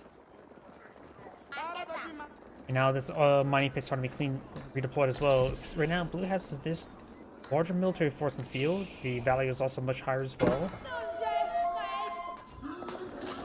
Orange not cleaning up the boar there.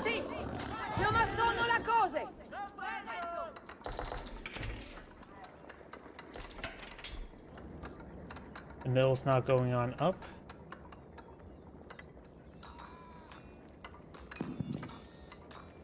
And his gold vein is starting to be secured up as well.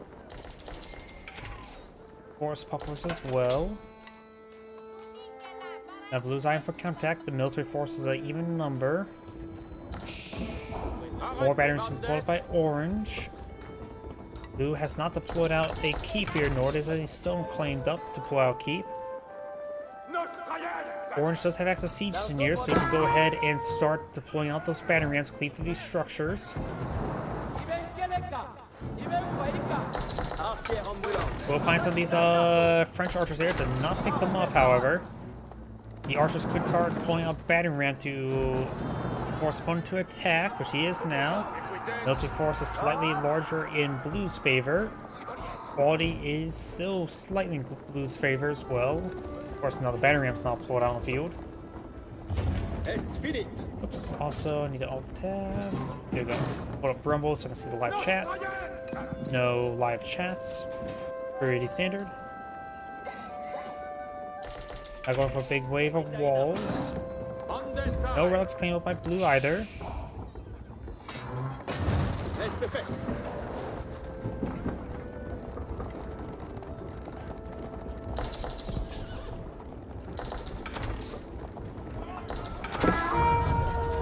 But it's there on the road. Nice. Let's take out that one. And do now +1 pierce damage for the blue archers now. So the blue's archer does have a higher quality to them. A noticeable higher quality, I should say. Donzo's trying to get some more hits here. He's also allowing him to hit those Royal Knights much harder. Going for Chivalry now. Scout does go down, which will ruin the orange's spotting capability. And now these Royal Knights getting annihilated by the Donzo. He's trying to use it to allow the Royal Knights push forward so his archers can engage. Right now, blue does have 14 archers in the field. Orange has 16, but it should be very even. And now the Donzo is able to connect with these archers as well. Donzo not falling back. They need to start hitting these battle rams. No mining pit here. That has not been replaced or was recently destroyed.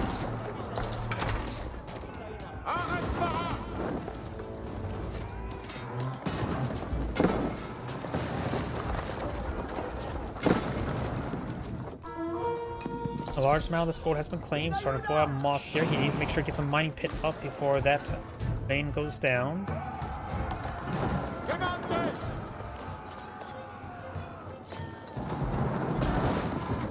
Oil housing's being destroyed as well. And now let's put the mulling player at top cap.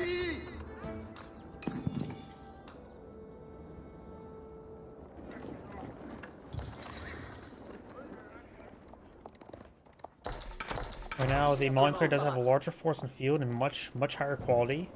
So he's mostly composed of archers, not much Donzo in the field. Now I've got monks now being deployed in the field, trying to claim some relics. This one is claimable. The villagers could shank the monk. What are they, imams? Yep, imams.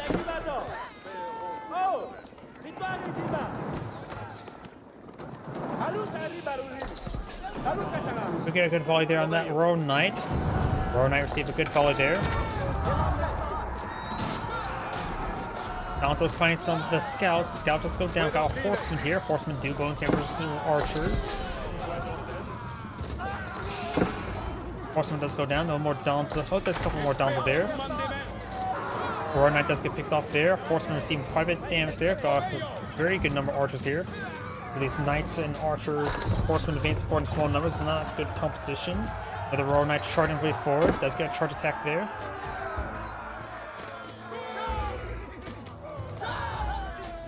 Another horseman advancing forward. The French player just simply does not have. Oh, does find the Imam there. Going to shank the Imam. French player just simply can't age up. The guild hall will probably be a little bit better than the Royal Institute. Sure, the Royal Institute gives some good technologies early, but the problem is you won't be able to make use of it. You don't have a lot of gold income or gold at all right now stored up. So the guild hall will give you at least a source of income going. As far as Ironfire counterattack, let's find some hits there on the horseman.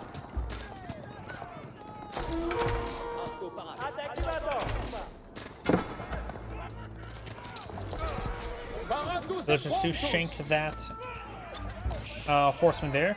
And since the Royal Knight does only have 1 melee armor, these villagers would do 2 damage per slice, so they can somewhat defend themselves. Not really, though.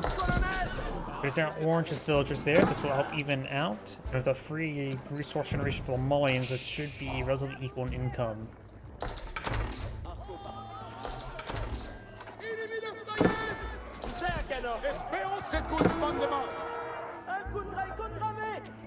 As far as now being pursued, this gold mine was never built a mining pit there, so you will not get a 4th mining pit capability on his side of the map. So that may be a little bit of oversight there.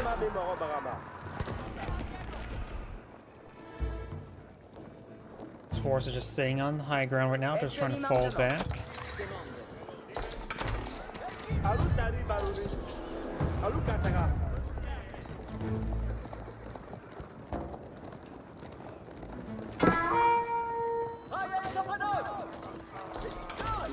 We got a good number of Royal Knights deployed on the field.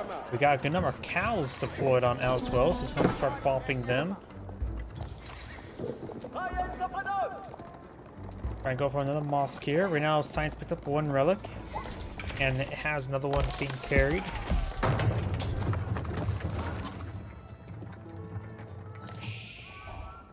Right now, there's 2 more relics over here from the plane, and the last one's right there. The villagers are not there to shank anymore, but of course you can't see that.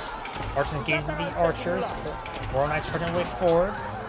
And the higher damage, it does get up to 9 damage there. So these Royal Knights will take a bit of damage from these archers.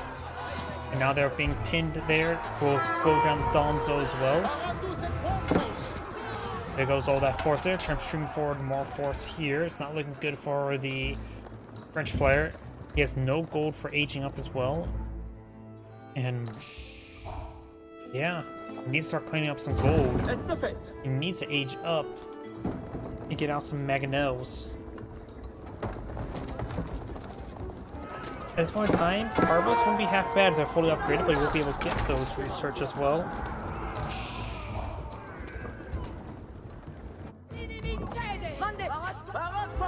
We're starting to clean up some of these forest puppers. We'll have a mosque right next to it, though.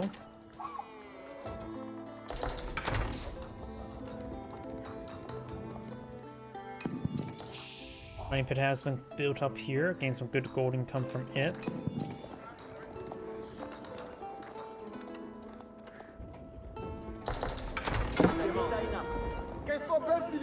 Now we got some sofas here. They do have the imported armor there, and seeing the sofa, he immediately backs out of the game now. It's Anne Great saying, thank you for watching, and on to the next replay.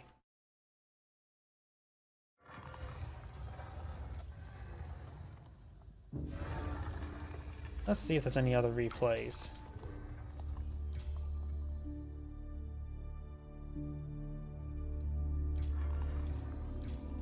Let's see, that was a pit, so let's go below it. Nope, not long enough. Not long enough. Long enough. I don't like mirror matchups. 19. 22 seconds. And looks like that's going to be all the replays from this player.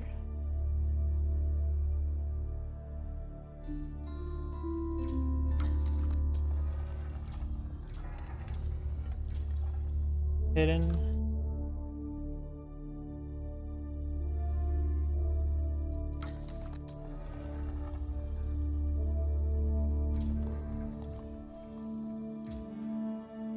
Some 2v2s and a custom map. Let's try the Smurf account here.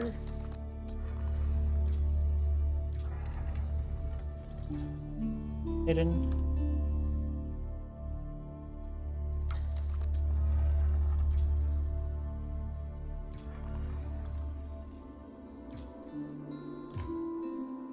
$23, so we can do this one here. But before I get started, I need to use the restroom. My lunch is not agreeing with me. My apologies. Please give me one moment.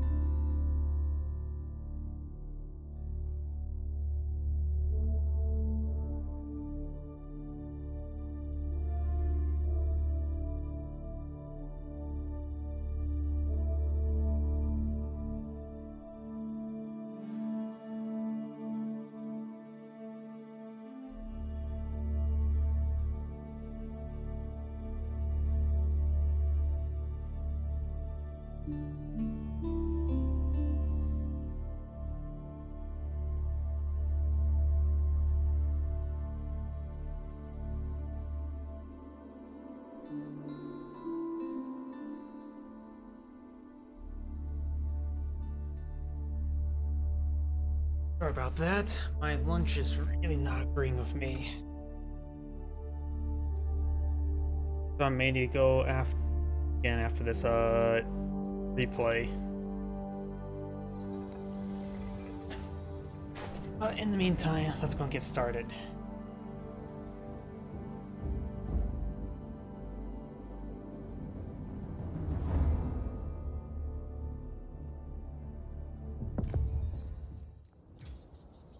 Greetings everyone, and Great here for another HPowers 4 replay. Spawn on the left side as the red Ultimates with SAS. Spawn on the right side as yellow Abbasid Dynasty with Lucifero and N.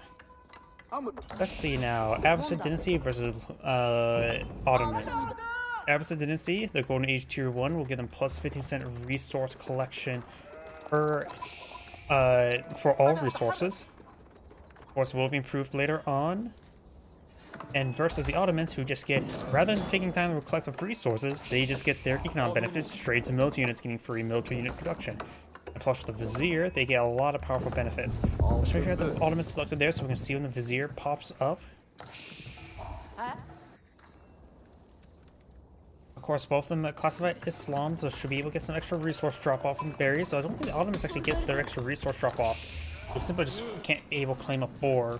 This map, boar is pretty useless other than to aggravate it to engage your opponents.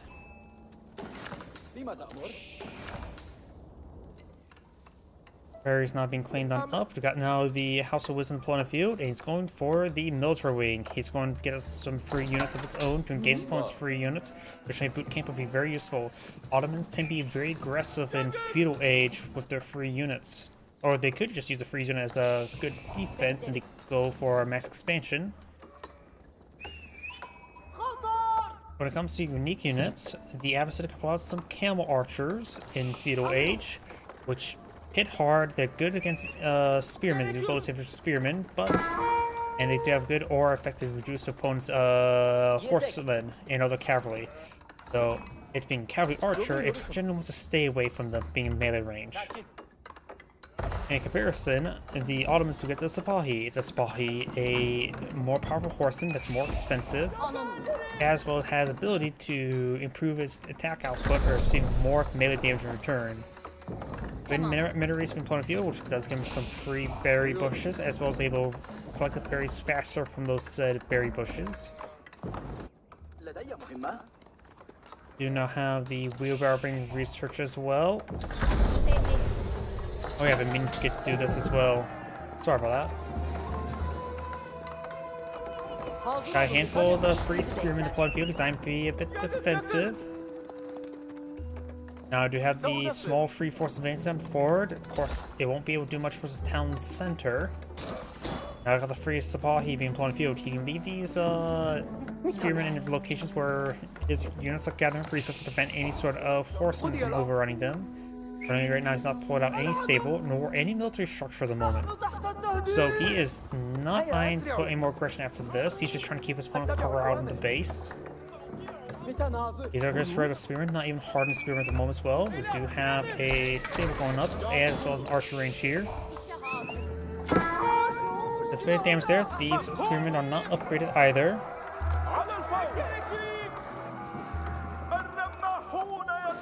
He does not spot those production structures going on up, so this may catch him off guard. We do have another town center up here, next to the force puppers. And not sure what the scout's trying to do. Maybe he was trying to interrupt placement there, but he predicted wrong. Goes off that deer there. It's going to start picking off the deer near town center. So it looks like the arrows are coming one at a time. Forest puppers will be killed there. And right now, oh, we got the vizier now. If you have decent force here, which is larger than its current force, let's go ahead and leave the spearman behind, or that made a mistake. Let's get some arrow hits on the archers. Now we do have a stable going on up. Takes out one of those spearmen there, which will make his horsemen a bit more effective. We do not see barracks here, so potentially going for mass horsemen against the Ottomans wouldn't be bad. Sipahi are superior in 1v1, of course. They do have more health, they hit a little bit harder. Attack speed, I believe, is the same. Of course, sometimes just more of them is always a good strategy. Do not have a... Okay, that's a house, not a stable there. Got some horsemen being pulled on the field. Blacksmith going up, which will increase production speed of these structures.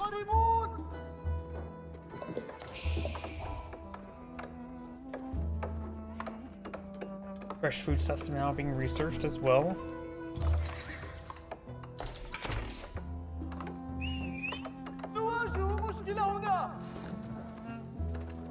Eşitin Mehmet. Toruşa hazır. Küdezgil kılın. Barracks is not being pulled in the field. Got the Sipahi and Scout moving around. That is just a natural trade market here. All military schools will be pulled in, or at least the two. Let's see, where do you invest that vizier? Invest into the sheeple and also improves the mining speed. That's his only economic benefit, the improvement mining speed.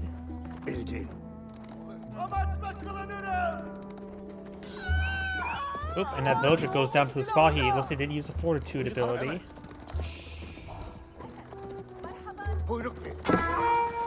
Got a couple spearmen here. They are just regular spearmen. It's going for the hardened spearmen now. Over here, the Sipahi push on forward. Does see some town center arrows.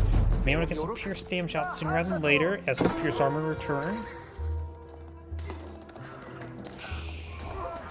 Spearmen do get us try to go for spear bracer, which interrupt their movement. Now the Zagdago trying to get some bites on the Sipahi as well. Good amount of the forest puppers being cleaned up. The other set of forest puppers right there, not too far away.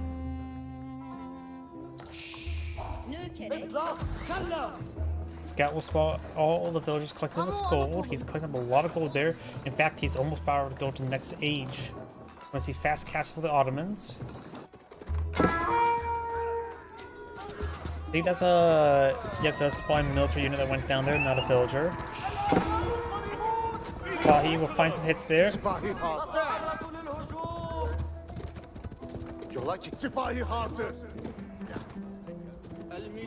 You know, the Sipahi are falling on back. Horsemen and Scout falling back as well. There's just too many Sipahi here, and now there's a behead Imperial Armory.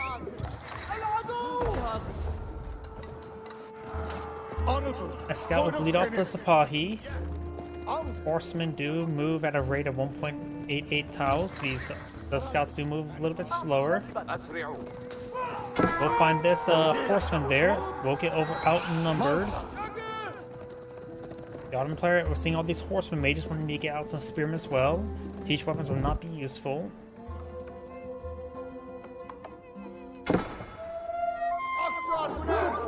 Doggo does go down. We do have some defensive palisade walls up here, just a small number of them. Adding for more force puppers. I need to get out some more walls to fill out the rest of the map now. Culture Wing's now going on up. He may be eyeing with Culture Wing, get the knowledge preservation, and then maybe eventually eyeing for the faster Imperial Age.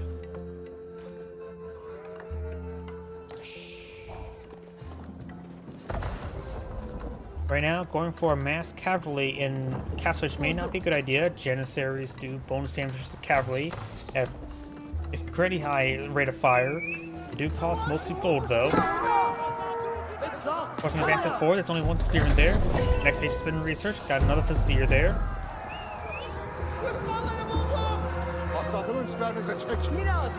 And now these horsemen are falling back with Spahi on their tail. He does invest a Vizier into an extra military school now, so should be able to get what, 4? Yeah, can get the 4 now. Spahi in pursuit of these horsemen now. Culture Wing's almost complete.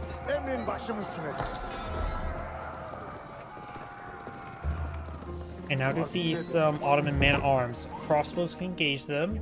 Elons will be on a little bit of lesser foot on them, but they can get the increased health.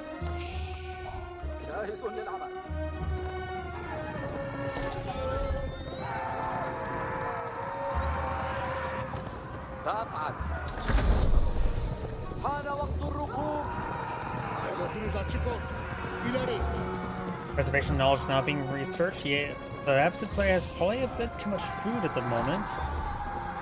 He knows what the Spahi falling around. Now got the main arms pushing way forward. Do we see any crossbows on Boku? No, we do not. We are seeing some lancers, which will be a good item versus the man-at-arms. And now we got the veteran Spahi research as well.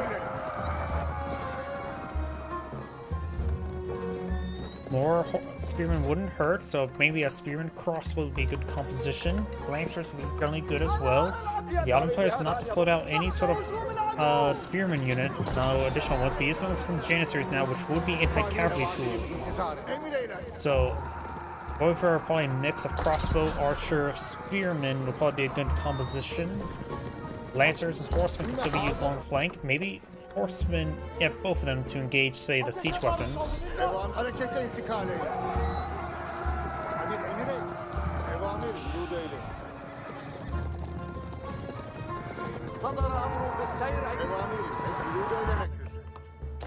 Spearmen advancing forward, got the Azak Doggo buying some man-at-arms.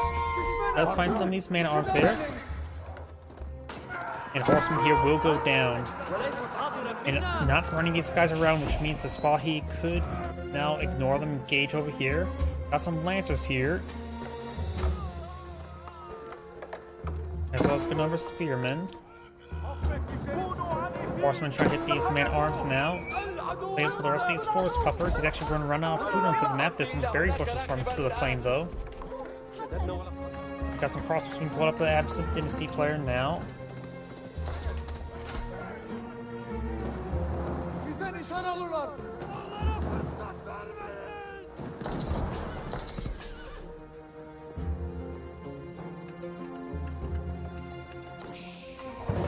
Does repair up the palisade gate there. Needs to retask these units on to something else, such as the berries. He needs another source of food, because right now he has only 9 villagers on food. May need to get a bit of wood for farms as well. Something to place around his any of his town centers.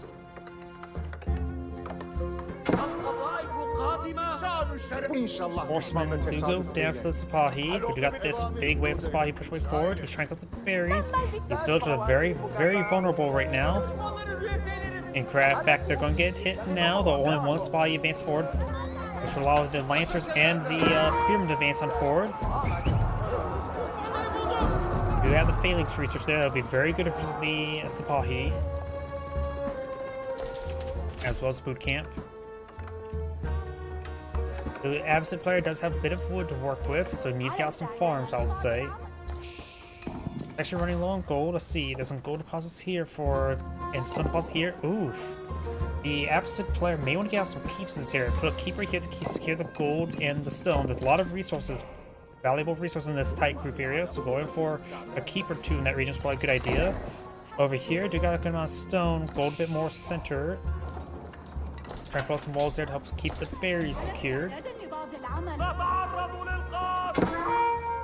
Lancer engaged Sipahi.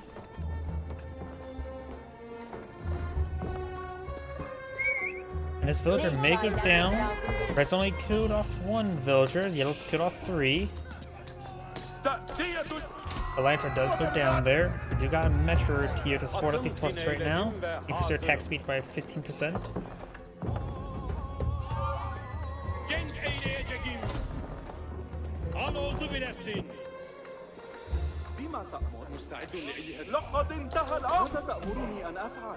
Here we got 2 spring golds here.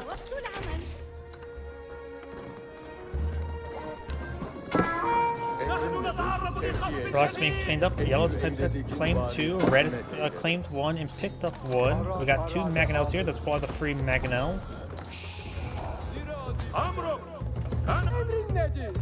He has a handful of spearments now, and he's going to clean up the rest of his gold, so the Autumn Player will need to find another gold deposit really soon. He can keep this one untouched and go for these other 2. The keep right here could be very good.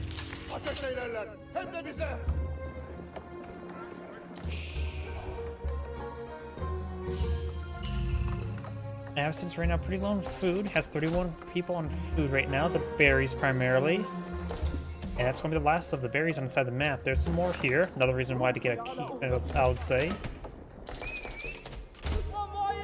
Economic tax, I got 1 food, 1 wood. Over here, we got 1 food and 1 wood. Both have wheelbarrow. 2 pierce damage, 2 pierce damage, 1 pierce armor. Soon maybe 1 hack armor, 1 pierce armor over here. And soon going for more archer research. He may be eyeing heavy archers. Those does have a pair of mangonels to contend with. Whoa. See Project Fire there. Spearman could get hit significantly hard by these archers. He does have a couple of Gilam's here. Crossbows need to save their distance as well. He's trying to fall back to these mangonels.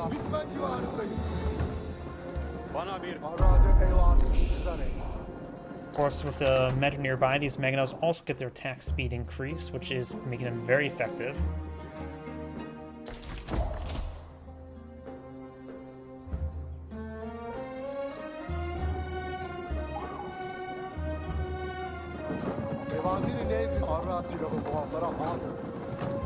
Two mangonel here. Right now, red has an army of 60, yellow has an army of 71.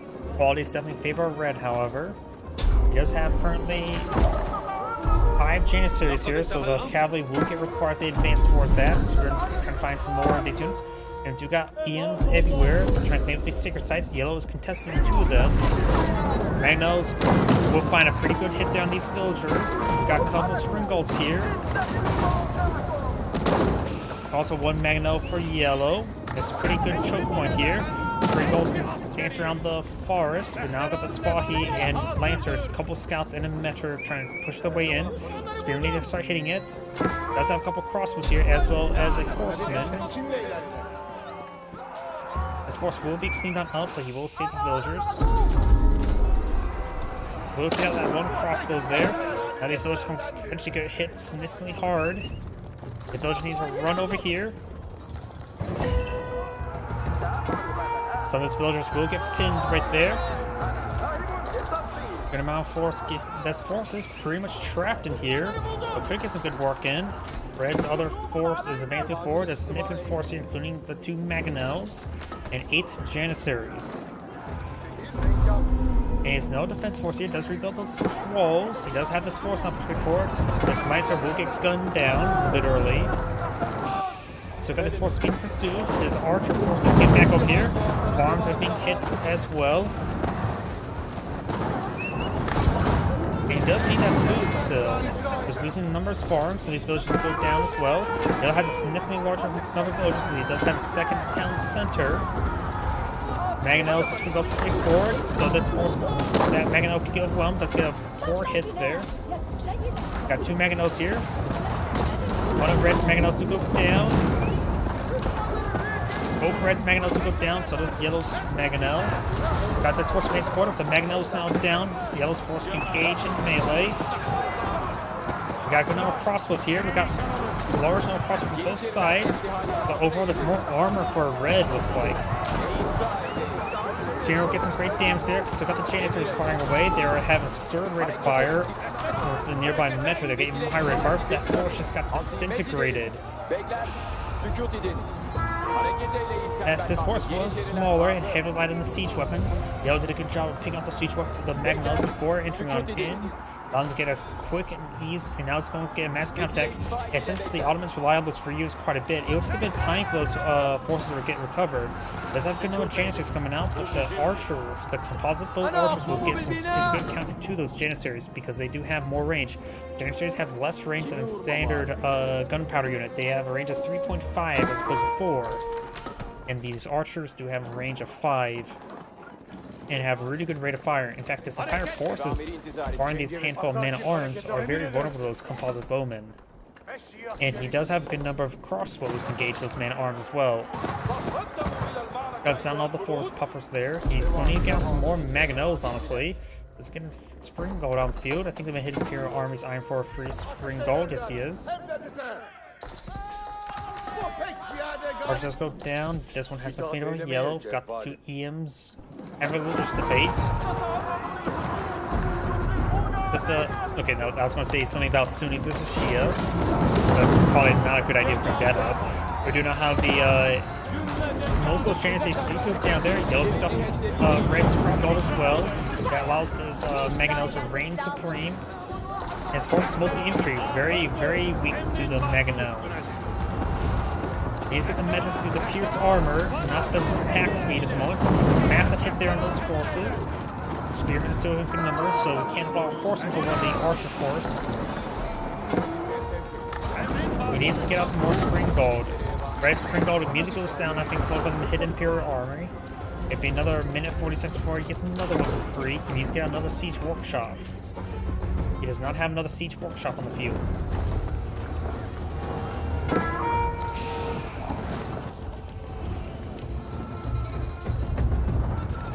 Mangonel could start hitting these buildings. It does do bonus damage to buildings. It has 108 per volley.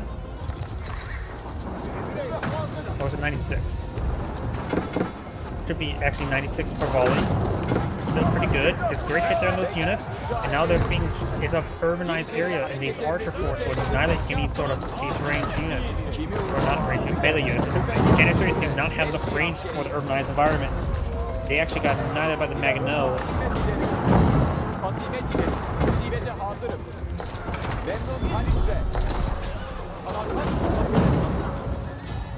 And that is the end of the replay. This is Anagrid saying thank you for watching, and on to the next replay.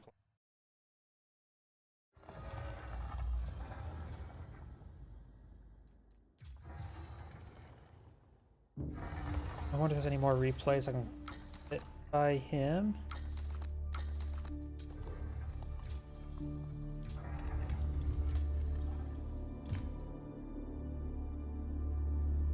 Yep, same players, but 30 minutes is much better. So let's do it.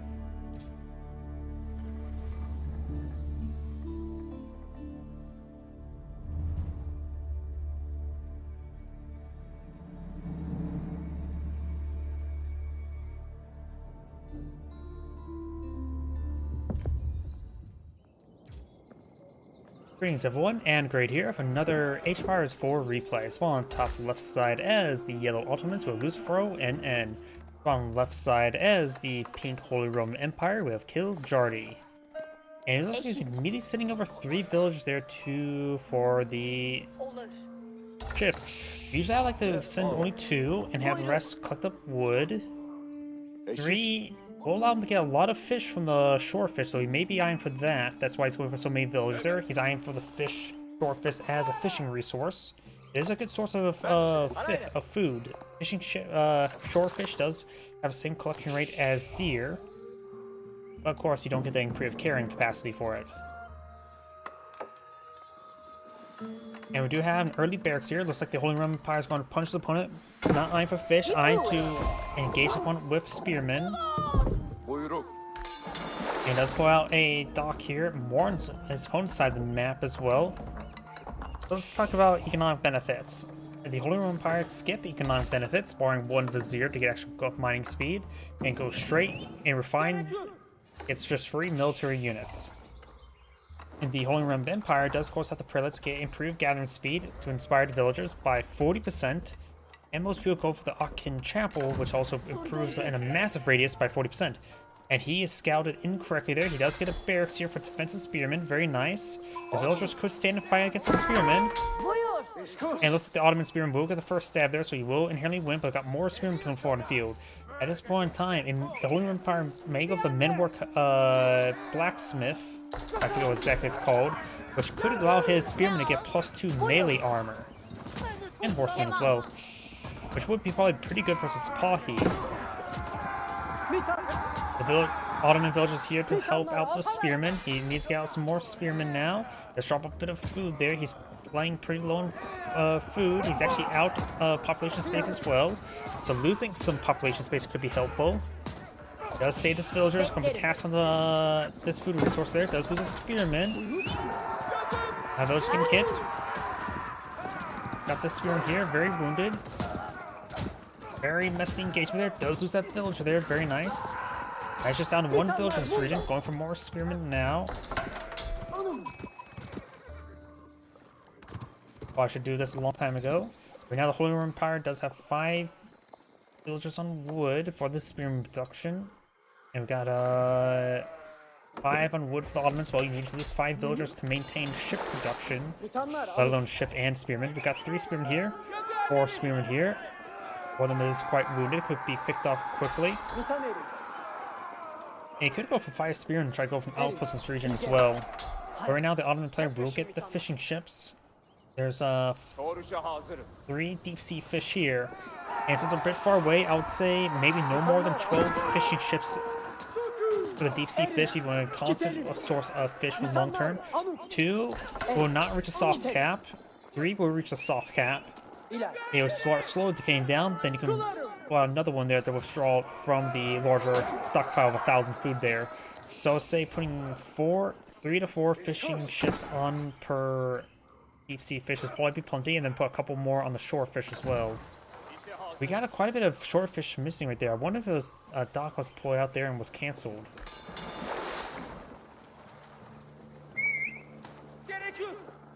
Got more spearmen here. Spearmen. Large number of spearmen. Got 10 spearmen deployed on the field. 2 more on the way. No gold collected by the Holy Roman Empire player.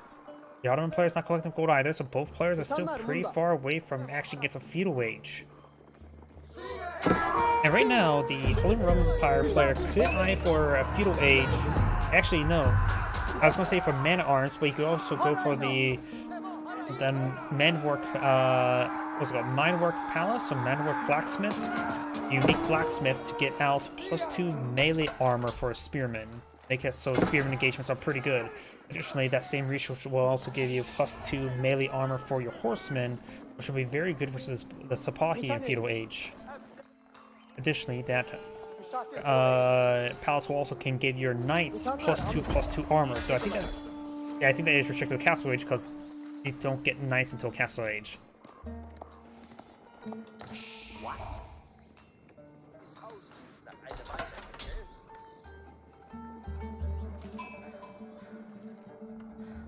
Ink is now eyeing for a docks over here.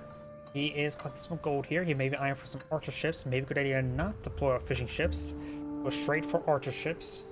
Has enough reason to age up, and he's going for Akin Chapel, which is one of the most powerful landmarks in the entire game, giving your units around the Akin Chapel plus 40% gathering rate if you garrison a prelate in there. So he will collect the gold incredibly quickly, the wood incredibly quickly, and eventually the farms around it incredibly quickly. It's honestly a landmark, in my opinion, should be toned down.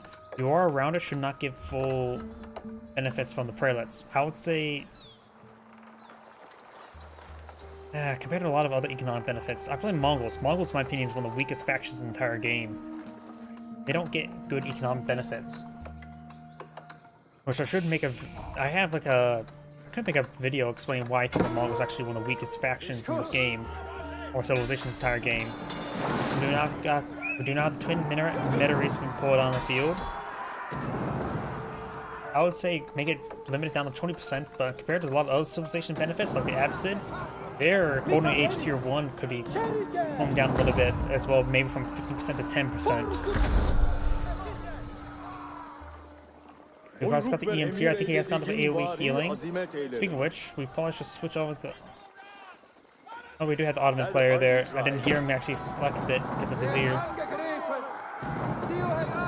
it's going to engage. He needs to get out the Hardened Spearman research. He needs to get out an Archer ship. An Archer ship will allow him to get some good shore bombardment on the Spearman. He does have another dock up here, which will keep his crew going. Holy Empire now has his own Archer ship here to hit these fishing boats. Very good. Going for Archer ship here. Going to provide some shore bombardment, but it will be useful against this ship as well. Get a nice close melee range. He only has enough room for 3 of the fishing ships. Oh, he needs to get in there.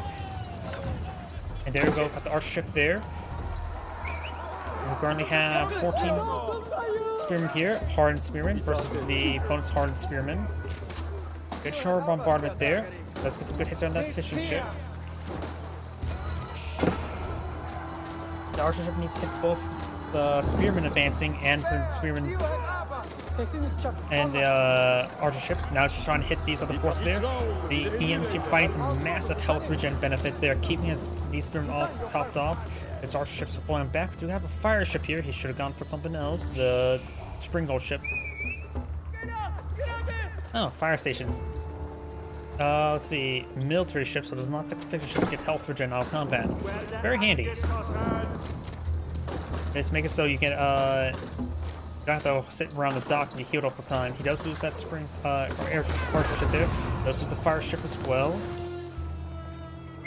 You can go for 3 fishing ships there. They can at least get them garrisoned inside the dock. Now I've got a Springgold ship. Do got a Springgold ship over here. Looks like the Ottoman player will keep hold of the seas. Ottoman player may want to go for his military goals, get some free military production at home just to keep his numbers up high. But now the Spearman advances forward. He does not have siege engineers being deployed on the field. Fire ship deployed on the field.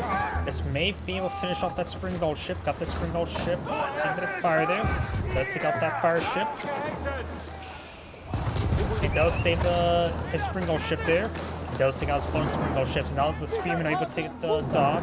It's going for arrow slits here. The fire ship can't hit these Spearmen in their current placement there. Now I've got some early man-at-arms on the field. That should be very hard for the Ottoman player to deal with at this moment in time.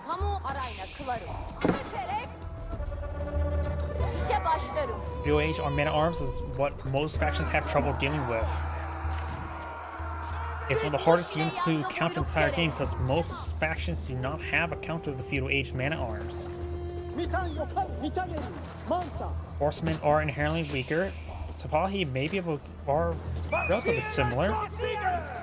What they have 150 health, which is more than this. They do have a 12 attack, but the problem is they're much more expensive than man-at-arms. And they don't have the 2 pierce armor, so the damage output's probably the same. Just still not cost effective. Of course, the opponent could just mix in some of the Spearmen and engage with Sipahi.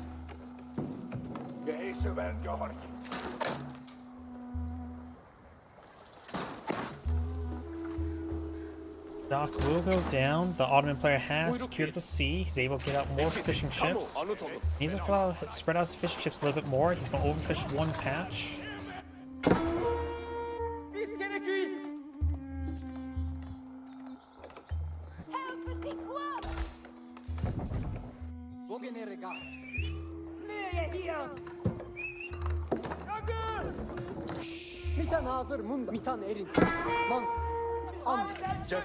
His EM's trying to get hit there.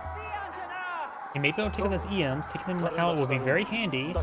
EMs can't heal the EMs with their health regen aura. Or maybe they can, just that one's not healing his buddy.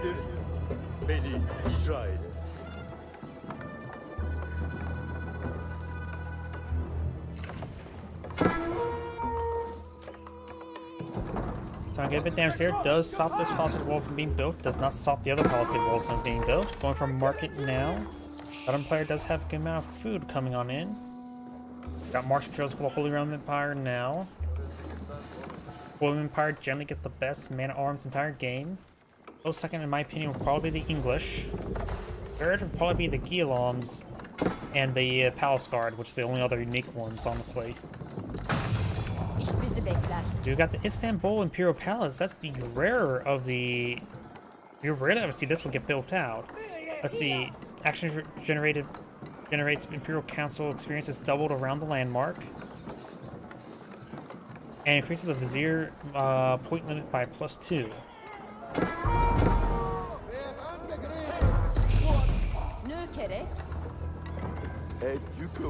So this will give him a lot of access to this additional Vizier. I wonder if he realized with the blacksmith right there, I wonder if he realized he went for the wrong wonder, doesn't want to cancel and restart it.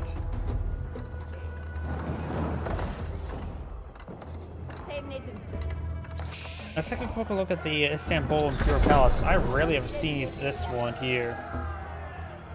I don't see any... Oh, there's Aura generation. Can't deploy out anything special. Increase the Vizier limit by +2. Does of course can deploy out, currently deploy out Vizier. And everything around the Vizier, around the Imperial Palace, or whatever it's called, the Istanbul Imperial Palace, will of course have double action, so the more he fights around it, the probably better it'll be. We do now have, looks like the siege engineers being pulled on field. Got a handful of archers here. Does have some man-at-arms to engage this force. Man-at-arms push right forward. Spearmen not push right forward there. Let's get some counts of the arrows firing away. Let's hit some of these villagers. Does have actually civilian counts actually very similar. I think has a good amount of civilians on the field. He has killed 5 civilians. His opponent, I guess maybe the bottom player may have been failing to build villages for a bit of time. That's some good fighting here. These men-at-arms are going to cause some issues still. So for more pierce arm there, not going for the man-at-arms research there. The Istanbul, the Ottoman man-at-arms are still quite healthy and maintain good healing there. He's not going to be pursued. Trying to go for a quick line of palisade walls there. And does need to fall back to this corner. Does lose some of these villagers there. Go prevent the melee forces there. These men-at-arms will clean up these archers. Get some hits there. And the AoE healing will come forward. Saving some of these villagers. Doesn't have textiles research. Villagers still get hit by the archers. He needs to focus on these archers. Get the man-at-arms. Does lose another villager there. So he just killed a good number of villagers. We got an outpost here.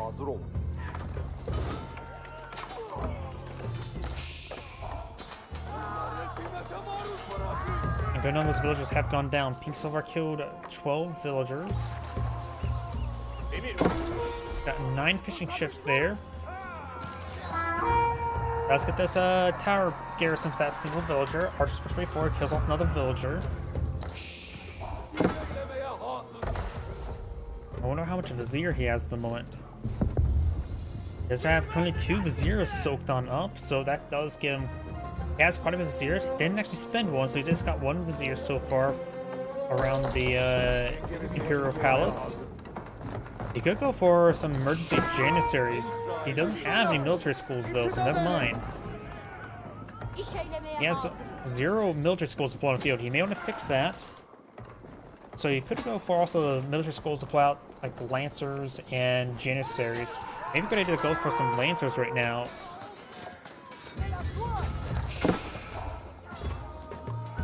Right now, the Holy Roman Empire is not playing out crossbows, so Lancers will be exceedingly useful. Man-at-arms are still not upgraded to man-at-arms. Force puppers here being claimed. These man-at-arms push right forward. Currently, he does have plus 2 pierce armor, so they have 6 pierce armor at the moment. They can withstand quite a bit of talent center arrows.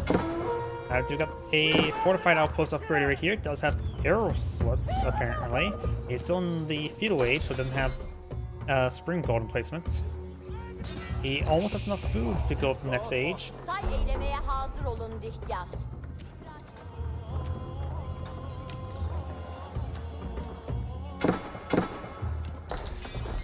Yeah, the Ottoman player needs to get some more wood to get out the Imperial military schools. More man arms trying to push way forward. Looks he did lose the EMs, so unless they go around trying to claim up some relics. Early man arms do not have any melee armor nor melee attack at the moment. Got some research now coming on in, does get melee attack. And some of these man arms are not engaging all too well. He's falling back, does kill off one of those civilians. He's so far killed up 18. Now do got the Bulgrov Palace, which is a ×4 barracks. It's being pulled out right there. Bulgrov Palace acts as a barracks that produces 400% faster. I don't know if that means ×4 or ×5 barracks. I suppose once we get it, does it mean like plus 400% or set it to 400%? Key difference.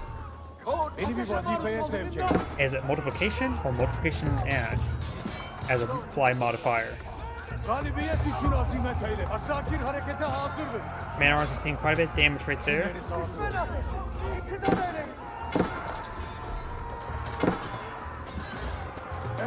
And man arms does go down there.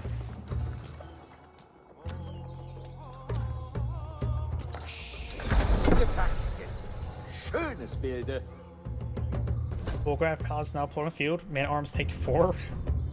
I love that. 4 seconds to deploy down the field compared to 22 seconds. So it looks like it is 500%. 5 barracks in one, not 4 barracks in one. Because if it's 4 barracks in one, then the base production speed will be 20 seconds, not 22. So it's probably actually close to 3.5. Or maybe it was a 4.5. And it would be 4 times barracks. That actually may be the case. And maybe because if it was say 3.5, it probably would not round up. It would probably be rounded down. Based on how Computers 1 tend to works out, not Computers 1, Computers 2 modding, where it's something could be like 199.999 and it will still show 199. It will not actually round it up. It will just always round down. So this is probably 400% faster. So it's probably around 4.5 seconds deployment time. Of course, it's just guess. Of course, you can also get the research much quicker, which is actually very handy. You also need out some crossbows. He's pulling out some crossbows now. He currently has 12 fishing ships here. That will probably be a good number. I think that is a good number.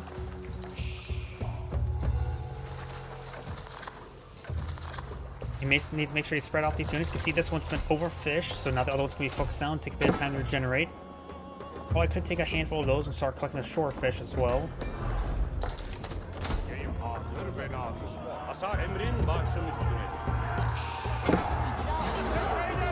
Man-at-arms can get some good damage on the man-at-arms. The Blue Room Empire man-at-arms can be significantly much more better against these Ottoman man-at-arms because we're going to have the two-handed weapons and the blunt weapons. Blunt weapons will give him +6 damage versus heavy. At that point in time, the spearmen and man-at-arms would be the same defensive when it comes to health, with being taken out and out. Of course, the man-at-arms will still do more damage in return. We got the +1 melee arm or range armor apparently being deployed on out. These archers have not been upgraded just yet. Now they're being upgraded now.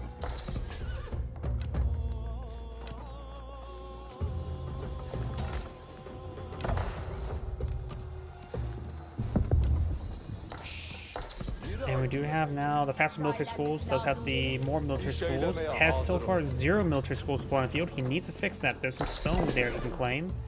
Enough there for Austin to keeps. To keep what he's earned.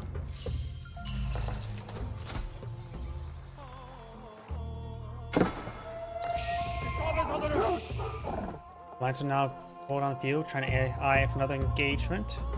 Cümleniz Oh, dakika olsun. there's the two-handed weapons, and the blood weapons are now researched. So right now, these guys will do plus 21 damage versus heavy.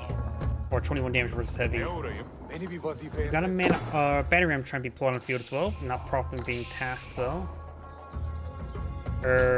Not being properly tasked. There it goes.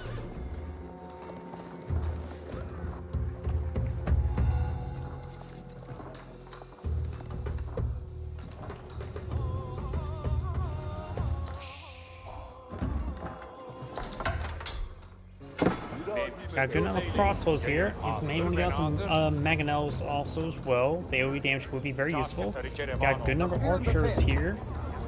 They are just veteran archers, need +1 pierce damage. Right now they're just doing 8 damage. The man arms the nearby pierce armor make it so that they only take 1 damage per arrow. If they get +1 pierce damage, they're at least doing 2 damage per arrow. You guys get some good healing there. We got 2 relics picked up by the Holy Roman Empire, 3 relics picked up by the Ottomans. The Roman Empire has consumed all of its resources there. Aachen Chapel. We have the relic inside this garrison there. Doesn't have any weapons emplacements. You may want to get out his some outposts around this. Or another outpost here. Get his 2 relics to upgrade, and those outposts upgrade spring bolts there to have those outposts be very good for protecting himself. Man arms engaging man arms. Archers focus on the crossbows. Very good. Pink still has Pink only has 5 man arms here. Oh no, that's just Yellow's man arms. Those trying to push way forward, trying to get some hits there on these battering rams. Got more civilians for the Ottoman players somehow. A keep here will be very useful. Archers falling back, gets hits there on these villagers. There's 2 gold deposits here and a stone deposit, so a keep here would be very useful. He does get 3 out of 4 military schools deployed on out as well. And it's nice we'll pick off the rest of these archers. A mix of spearmen and man arms be used versus these lancers. Spearmen will cross get the spear braces. Man arms will still hit pretty hard and take a bit more hits. They will do 21 damage per hit. The spearmen will do 29 damage per hit. So spearmen is still a clearly better option. But the man arms supposed to take much more hits, so the man arms still gonna be useful in the mix. I suppose. Oh, got these veterans not been spotted there. Or maybe spearmen at this point in time will be a bit better since there's so many crossbows. Trying to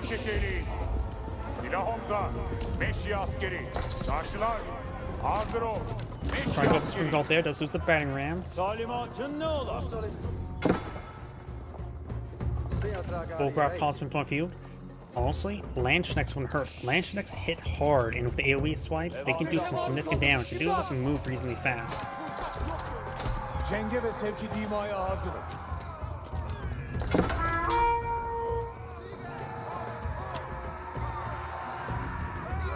Zie het aber. Speer sind nicht Schwere. Speer tragen en bewegen terug.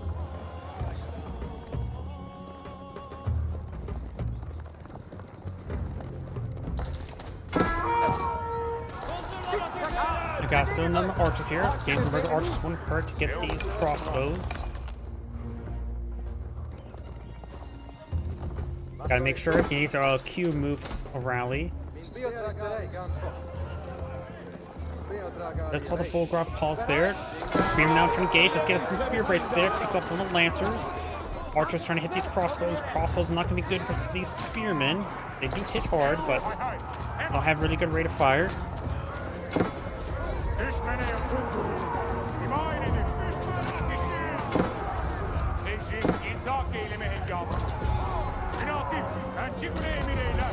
This archer will be picked on off there. Some spearmen are getting hit those lancers.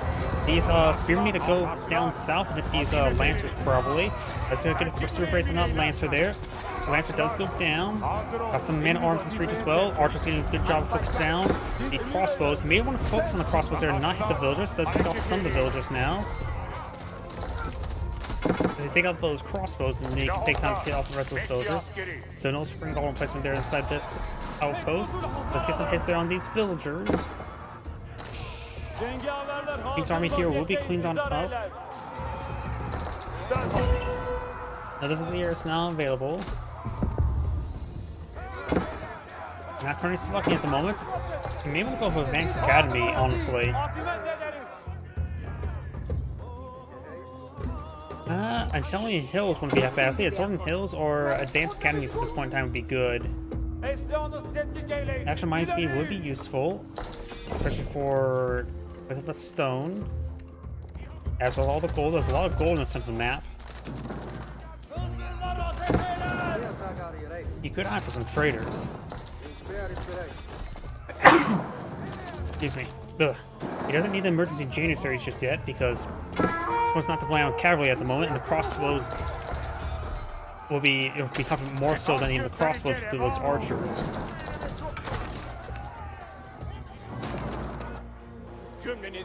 Definitely too many fishing ships here. Now all the deep sea fish has been consumed. He needs to take all these fishing ships and task from the shore fish and let the deep sea fish recollect, because right now his food income is going to go way down.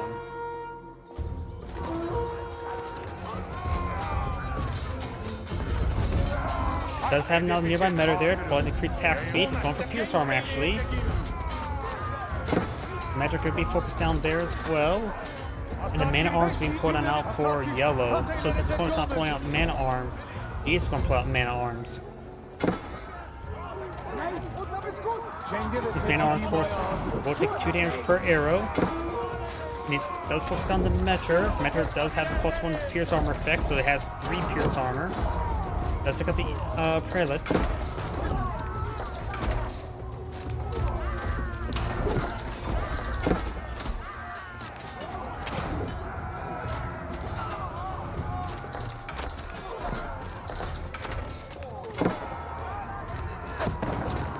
Let's get some good hits there. Maybe some Lange, that's going to be half bad to hit these Man Arms. He can force them pretty quickly. It's going for more Spearmen. The Spearmen just being run around. He needs crossbows this moment in time. He's starting to pull some crossbows now. And his Spearmen just being picked up one time. He's stopped building Spearmen here. Let the Bullgrave Palace go down. That'll buy him some time. Maybe he got some more infrastructure here because it's most of the infrastructure at the moment. He has 2 barracks, 2 archer ranges back here for production. Not a whole lot. But the he's actually pulling out archers from the Imperial Academy. He's getting them a free one every 40 seconds. So if you're curious how much technically the resource income is getting from that. Ooh boy, all those spearmen went down. An archer costs 80 resources. Divide that by 2, you get 40. And he's getting that every 20 seconds. 40 resources every 20 seconds. So he's approximately getting 120 resources every 1 minute. They'll just do inside that outpost there, and Pink goes back to the game now, unable to pull the Man of Arms right there. This is Anagrid saying, thank you for watching, and on to the next replay.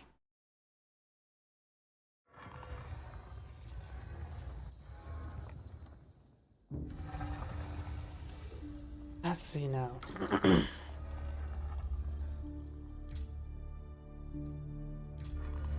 Any more replays here? 14, 20, a little bit short. 16, in actuality, 28th is Monday, so that's probably replays I've reviewed. So, on to the next player.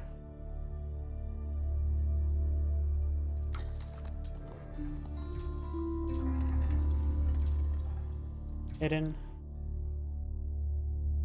This name seems a little bit too common. Yep, too common. So I can't find who that is.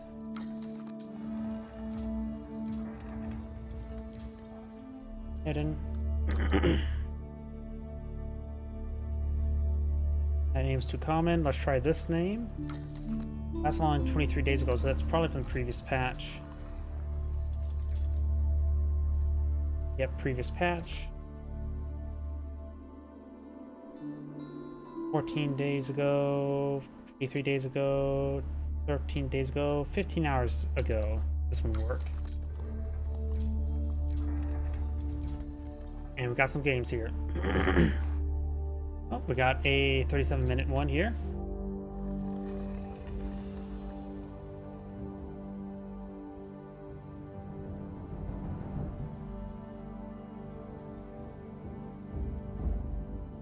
A lot of Ottoman today.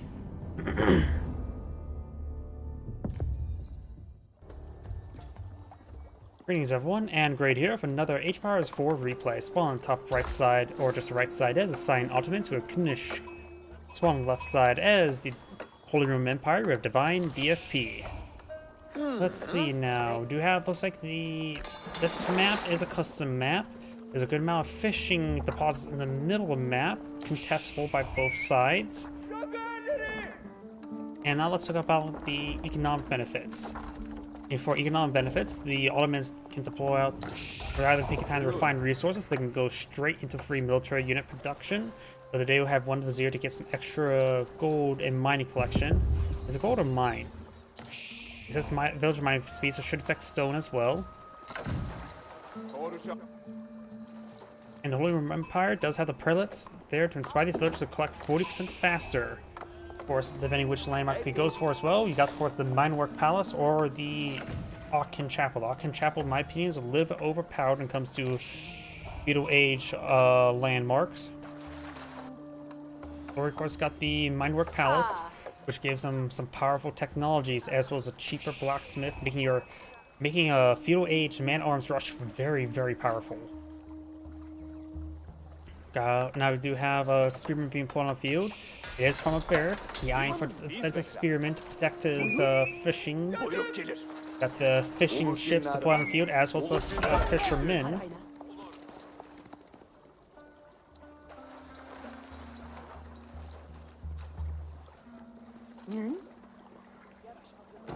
Trying to torch down the stock now. Now trying to engage here. We don't see any sort of defense. We can always bring back the fishing ships back here. There's some fish. There's a couple of positive fish back here for emergency situations.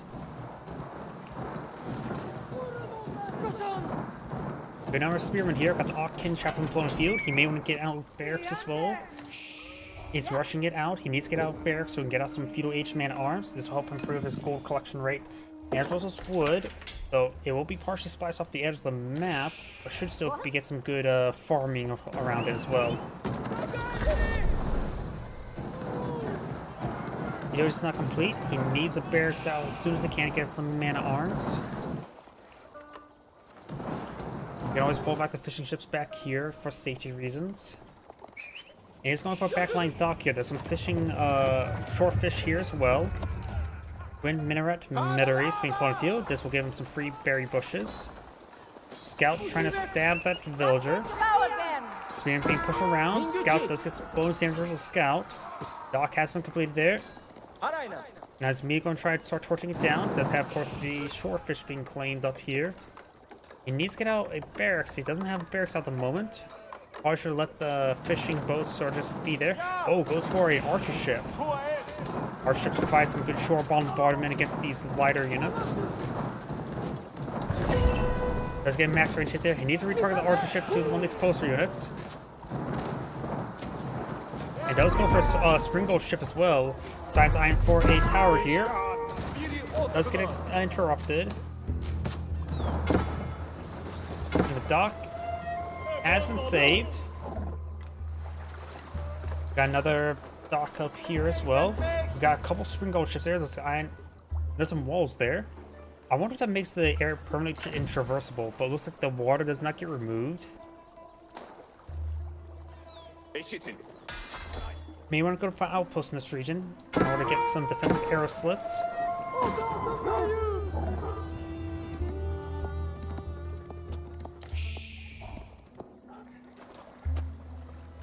Then get those free spearmen into that outpost as well. He should eye for an outpost here, like put an outpost at the edge of the fish. and then is able to throw his free spearman into it, and there, voila, he got a very powerful defense placement there. Got some imams here, trying to support any torching.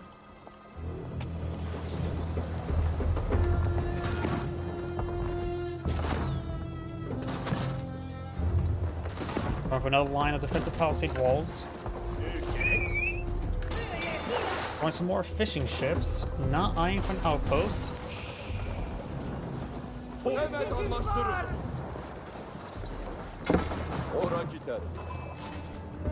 not sure what he's going to do to hold the line. He could go for another dock here himself. Wheelbarrow being researched by the Holy Roman Empire player. We got a good amount of food and gold here. He may be eyeing for a fast castle. Both players are eyeing for a fast castle. We got the free spearman here, which could have been very useful for arrow slit placement. Got a demolition ship here as well.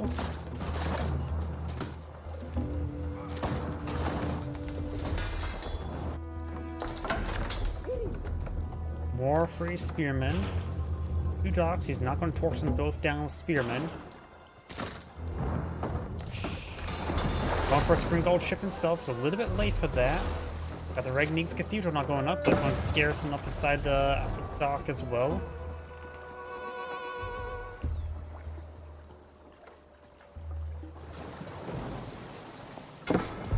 Oh, and looks like he still doesn't have movement there. He targeted down the wrong palisade wall. Yep. Maybe Cyan should have gone for a oh god. Cyan should have gone for a horizontal wall, probably. A well-placed horizontal wall could have been a bit more problematic. Maybe diagonal?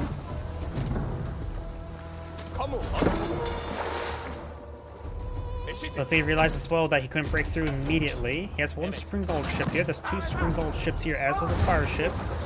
Fire ship can easily clear out this area. Does he give these guys garrison?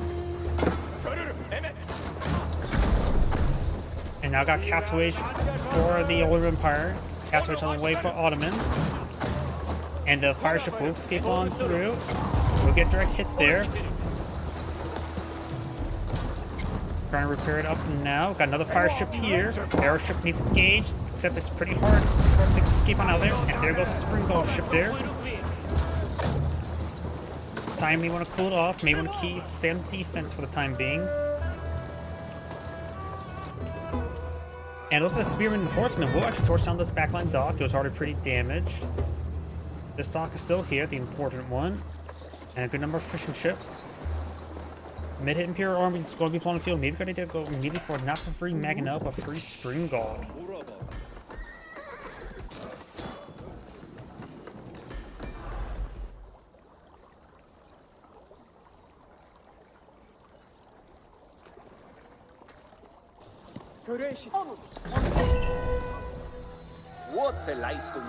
New Age has begun. Gefertigt. Schönes Bilde.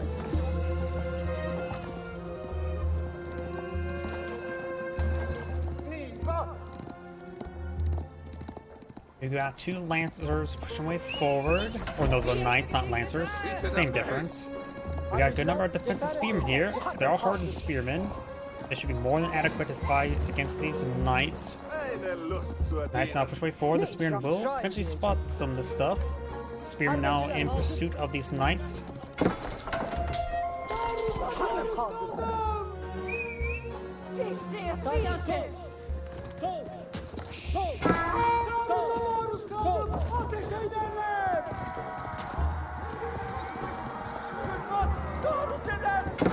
These forces are being pursued.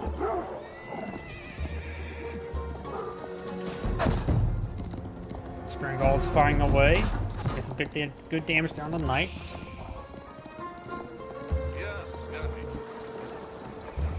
Got some more palisade walls here. They're partially destroyed, so I think those ones are not blocking the path anymore. Maybe they are, I'm not sure. Got some Lancers now pulled on the field. The Hidden Imperial Armory is eyeing for a free Maginot, not for Spring Golds. Lancers engaging. Got a good hit there by the Spearmen. Sacred Site now being captured up by Red. There's only 2 Sacred on this map. Science picked up 2 relics. Red has claimed the one. There's still 2 more relics on the map, both on the other side of the map. both more on the science side of the map. One is pretty safe assigned, the other one is contestable. And there's a spearman right there as well. Now I've got the Palace of Swabia going on up. Looks like Holy Empire is eyeing for Fast Imperial. Palace of Swabia will act as town center, times 3 town center, which is plus 20% faster at 66% or less cost. So it has 3 town centers while being a third of the price. Cost to build this landmarks are reduced by 20%.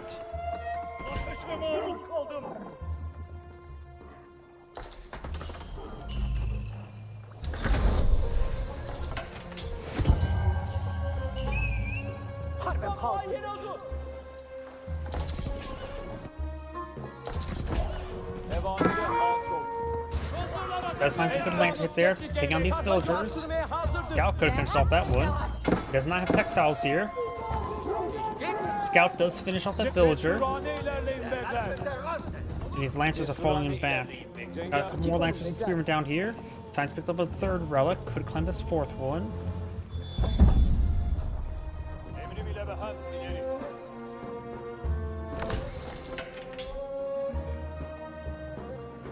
Emir vakti. İsrail'leri bekler. Cevap mı? Taarruza maruz kaldık. Ne icra eyleyeyim? İtaat et EM Cevval. starting to get pursued by the exotic doggo.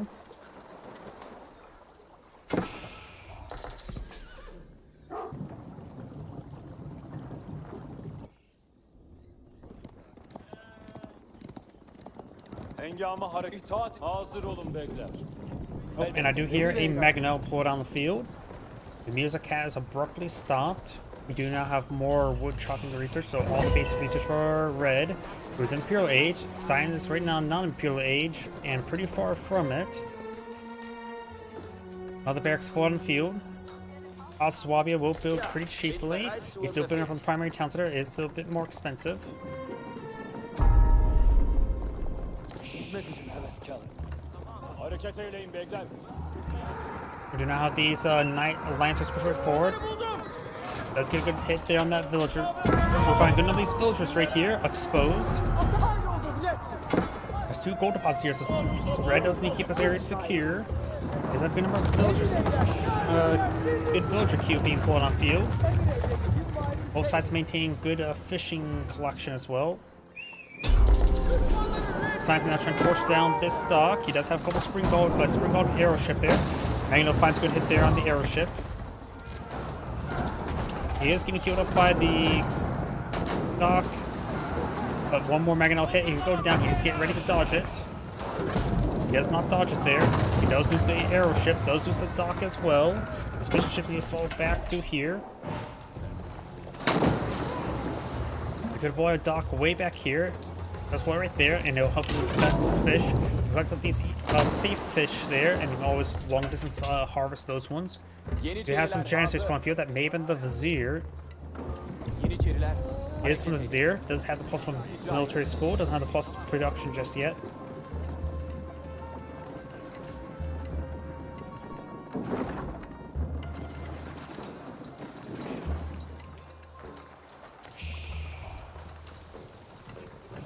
Blacksmith going on up.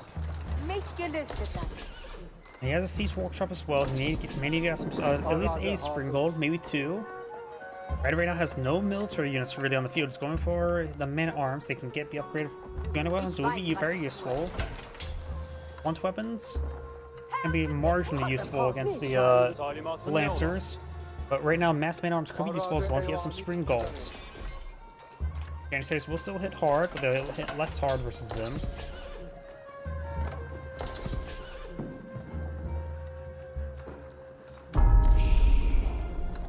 Now archer range is going up as well. Our player has a large number of spearmen. Yeah, but with the amount of lamps on the field, it'd probably be a good idea to go for both those upgrades sooner rather than later.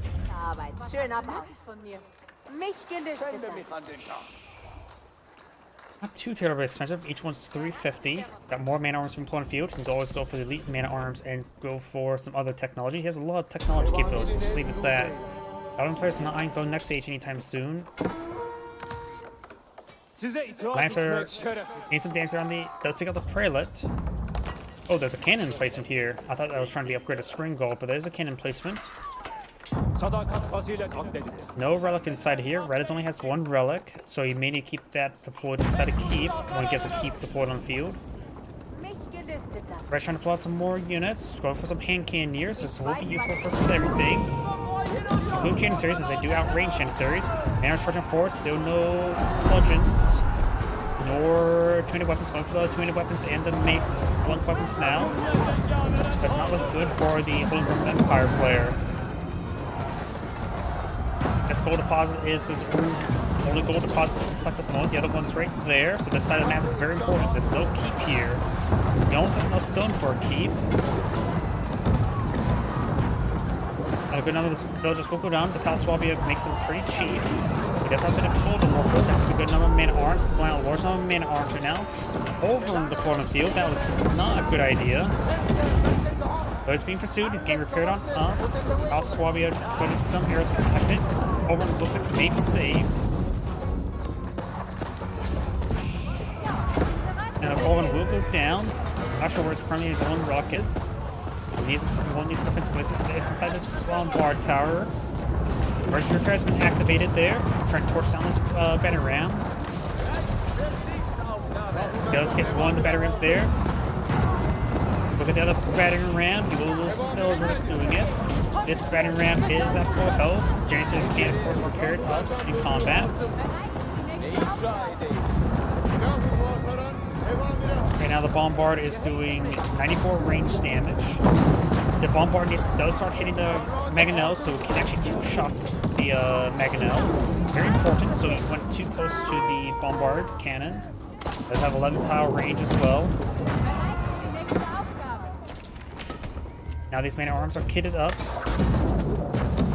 He needs to hit that mangonel. Try to hit the mangonel now. Villagers do get hit there.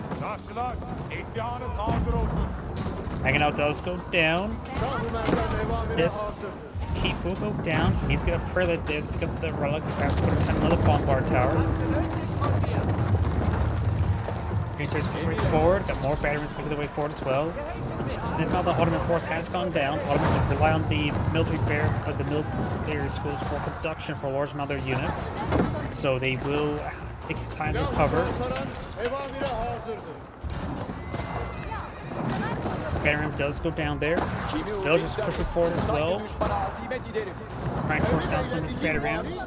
And cannoneers here. Maybe a good idea to just go for archers against this opponent's current composition. Increased range will be useful.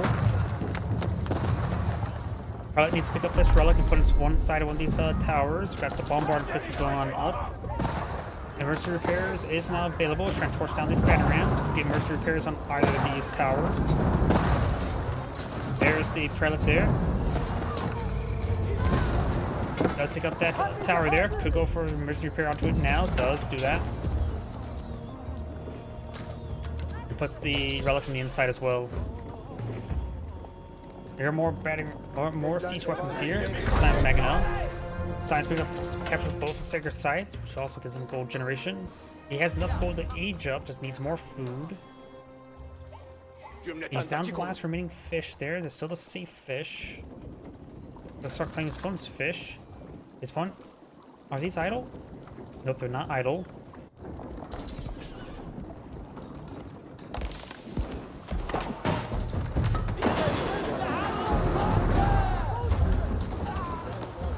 Or some of those fishing ships have gone down. The safe fish has been claimed. And his gold is still very critical right now. He's about ready to run out of it. He needs a keep in this area. Janissaries being picked off by the bombards. Or the cannons, I should say. Janissaries do get one shot by the bombards, doing 90 damage. Oh. This one does 94. I'm not sure why this one got that Janissary one hit. Must have already been wounded. Martian drills apparently have not been researched just yet. That would be very useful. Springbolt ship does not do wounds damage versus siege units. Does do 35 damage range, and these do have 50 pierce armor.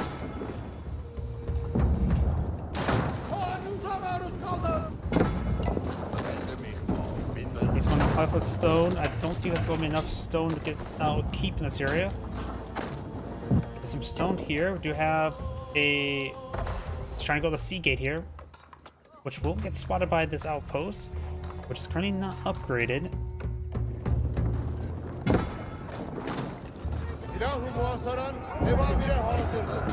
And once again, he does not have the march drill, so he's getting researched over here.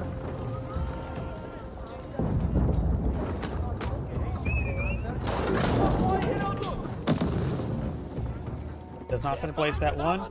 Villagers has spotted the gold deposit being claimed up there. Very good. And now he's going for outposts here. Maybe go for a sea gate. Maybe around here. It'll help keep the secret site secure. The sea gate allows nearby traders to get like plus 5/5 armor. Maybe it was plus 8/8 armor. Something insanely high. It also acts like a keep. But that's about it. So it's not really a powerful defensive Imperial Age defensive landmark. Plus 8. Oh, movement speed by 30% in defense aura. All keeps gain that aura actually as well. So it's like the Yam network, but on turbo. And signs clean up the forest puppers here, apparently. And we've got the gold not being cleaned up by red as well. These villagers may go down. Sign doesn't have a whole lot of villagers compared to his opponent. Sign's also killed a large number of villagers. No upgrade on this outpost right now. Trying to go for Spring Guard placement there. Does get the Spring Guard upgrade now. Going for the cannon placement. Has gone for cannon placement there. Going for Spring Guard. Trying to go for fortified outpost. And this one will go down. And so without the fortified outpost, will take 4 damage from torches. There's a sea gate there.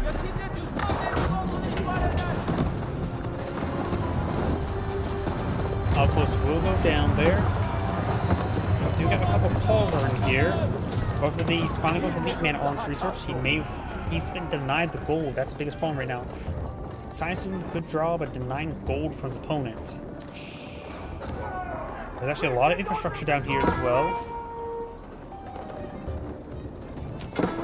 Banners will be cleaning through forward.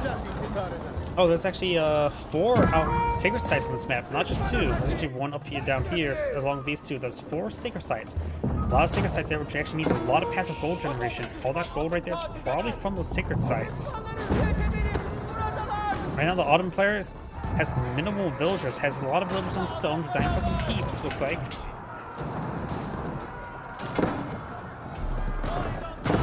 This outpost will go down. The Autumn player has 58 villagers. Large number of infrastructure over here is going to go down.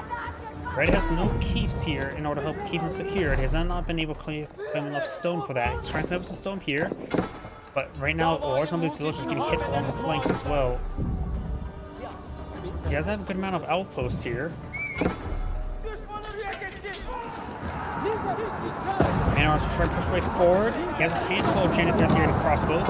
Mangonel does get a decent hit there. Culverin needs to start hitting that Mangonel. Gets to the EM there, so there goes the AoE healing. Seagate's not firing away as the Great Bombard in place going up for it. Mangonel gets some great damage there. Still got a good number of crossbows. Mangonel still completely fine. Mangonel is fine. Some good hits there on the crossbows. Culverin takes out the Mangonel. It's gonna be a fear victory for red, but he will win. The Great Bombard's been put on the field. Gives great damage to the Man-at-Arms. Looks like Sign will win. Again, fear victory. Great Bombard does 101 damage. There's a big hole in that Mangonel. One Mangonel does go down, just losing those Mangonels for free. Culverin's getting hit by crossbows. Mangonel will fall back in time. Red's still trying to climb the stone. Let's get these Lancers. The villager count has been... That's 119 villagers killed. Jeez. I suppose Culverins are a decent item for individual crossbows. And Sipahi. But now these Culverins can overrun. They're expensive. They're what, 9,000 or 900 each.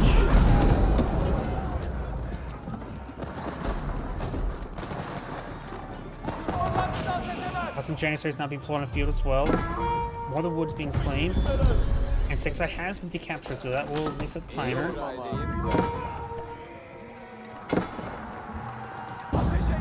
More villagers being hit. Can't be losing villagers like this, honestly. I'm sure the Palace Swabby is nice, but you're just losing too many villagers.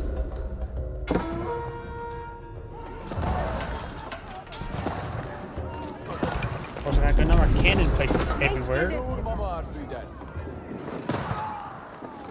Janissaries, they do hit pretty hard. Not as hard as regular hand cannoneers, but they just have a really good rate of fire with regular hand cannoneers. Now it's going with some of his opponent's shorefish, and that's going to be the last of the shorefish on the map, isn't it? We already got the safe ones. Nope, there's still safe ones still back here. Red's hand cannoneers going field, no chemistry. He's got the Janissary there. Mangonel will just start hitting these structures. Does do bunch of versus structures. No, let's take sites out being decaptured as well, which actually denies quite a bit of gold income for the Ottomans, who has not been collecting up much gold. Janissary's been spawning up spearmen from the military schools, apparently.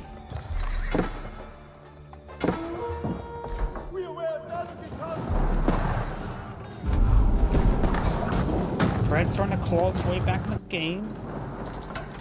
Villagers torching down the outpost with a spore of a bombard cannon. Red has captured the southern sacred site, and Red has decaptured the northern sacred site. So right now, Science has 1 sacred site gold income. Janissaries to take out a villager. We do not have the elite Sipahi research. Sai needs crossbowmen, honestly. Janissaries are nice, but with the higher armor than men at arms, I think crossbows with the extra range will be a bit more useful than Janissaries against the men at arms. Magnos, do find a hit there. More Janissaries pushing forward. With 8 pierce armor than men at arms, these Janissaries would do 15 damage per hit. They're still good with a high rate of fire, but the extra range does make an important difference when hitting being received hits from the Magnos. 3.5 is significantly different than 5 range.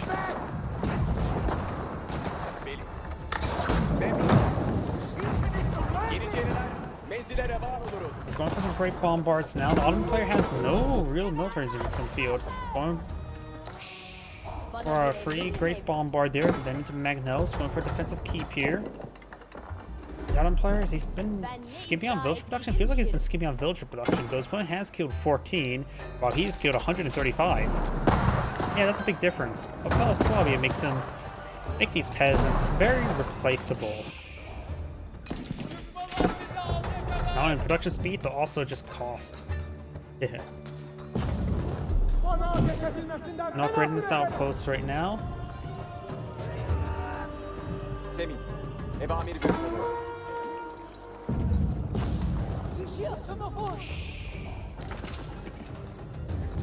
Race 9 captured the northern secret site. This one's being decaptured by Cyan.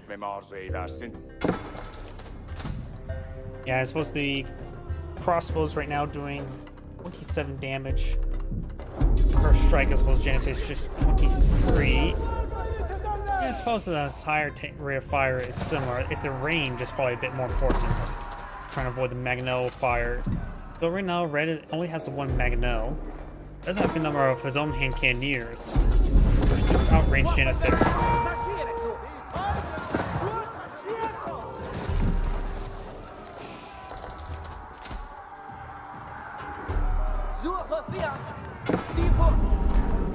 Alright, let's get to the northern sacred site.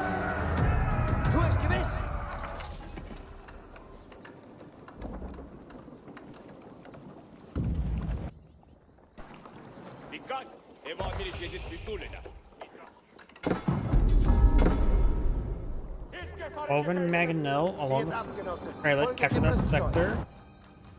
Crossbow has gone down. Let's split a dock here to make sure the fish gets dropped off nice and quickly. Maganel pushing forward, we'll find the crossbowman, finds a great hit there on the crossbows.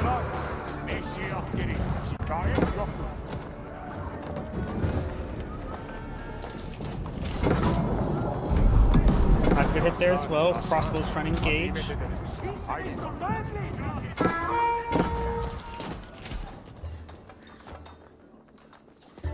Ehli kariye, sayet etmeye hazır olun. Çarşılar az. Seyir edin. Sizi benden Crossbow's engaged. We've got another hand cannoneers forward as well.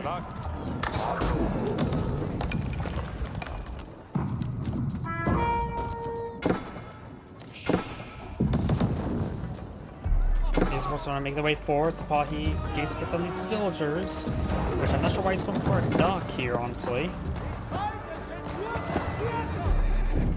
The villagers, however, do finish building. You may be eyeing for some warships for some shore bombardment. That could be very powerful, consistent infrastructure here. Let's keep the dock selected. He is eyeing for arrow slits. He's trying to hit the fishing ships, which their usefulness has largely gone away. Yeah, only he can just fall back to safe fish and start collecting that fish. Science capture for stone here. Still with gold. Right, so a significant army on the field, but still running around with its head cut off, feels like. The elite man at arms does not have the elite army tactics. And then the final, he still needs to get some more blacksmith research. The Seagate Palace, you don't want to push forward like this with his man at arms. Just let the Bannerams do the work. The Great Bombard will get some great hits. Annihilate some of this man at arms. You can splash down the man at arms by hitting the Bannerams as well. Oh yeah.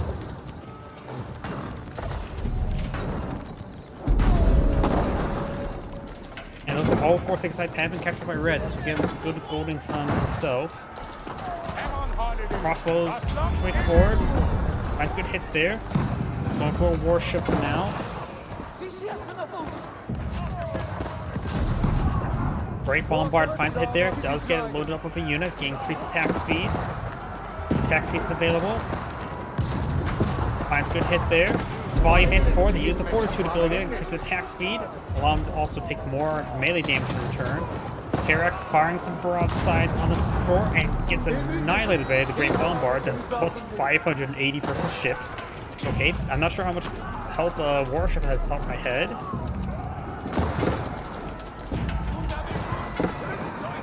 Spahi will go down. Over and firing away against this on the Spearmen. See what Vizier he has been pulling on the field. Great Bombard is getting hit by the getting some hits on the Bannerams. Plus he can't get any more Vizier.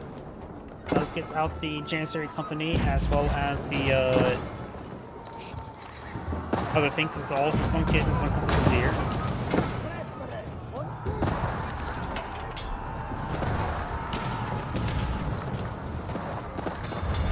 See a bit of fire there. Crossbow seeing some damage. Crossbows in pursuit. Unless some of the science village don't go down. These things are not replaceable, unlike the Blue Empire villagers. Oh, those villagers do go down there. Aaron's moving forward got the Karak. It has 700 health. And as well, this also improves the max health by 20%, and I think again by 20%.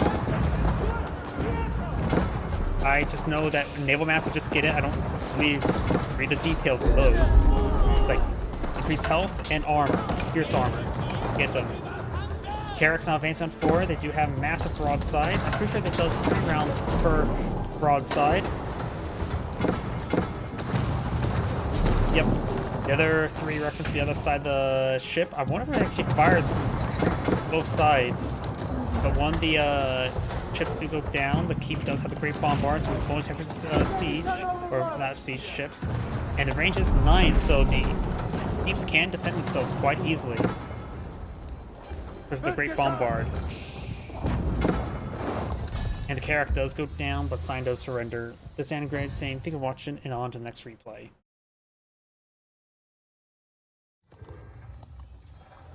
Let's see. I am a bit curious. I'm a little bit tired, but I need to get a minimal amount of 7 generally. Wait.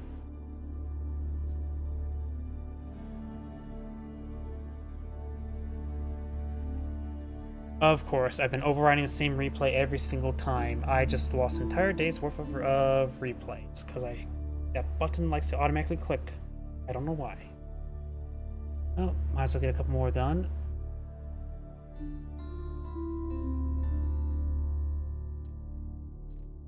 Gotta love it when that randomly does it, where that button makes it so it saves with the same replay over and over again.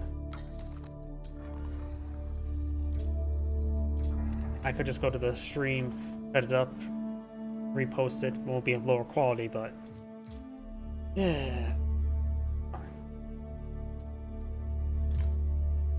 Let's see, 13 minutes.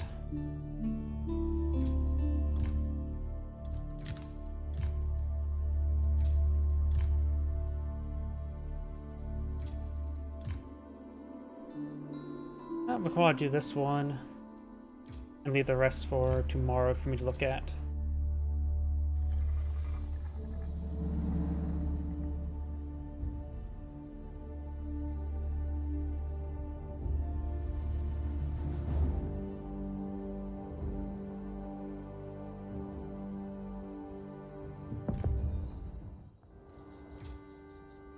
Greetings everyone, and Great here for another Age of Empires 4 replay. Spawn on bottom right side as the Pink French, we have a foreign name. Spawn on top left side as Red English, we have Divine DFP.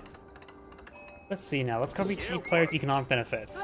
The French don't really get economic benefits until Castle Age, where to make going buildings around the keeps will give cost reduction in those units. They do get free blacksmith melee attacks, but that's about it.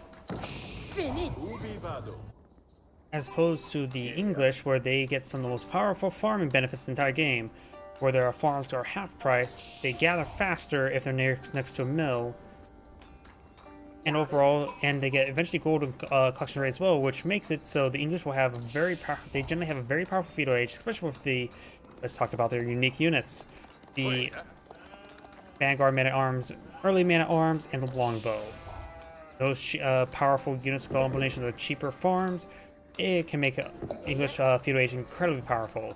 The French do have as the Royal Knight, a very powerful heavy cav, which is similar to the early Knight, but it has a bit more benefits and has a bit more devotional upgrades you can get earlier on. Because I've got all the sheeple have been bought. He's collecting the rest of the gold to age up now. And now we've got the School of Cavalry going on up.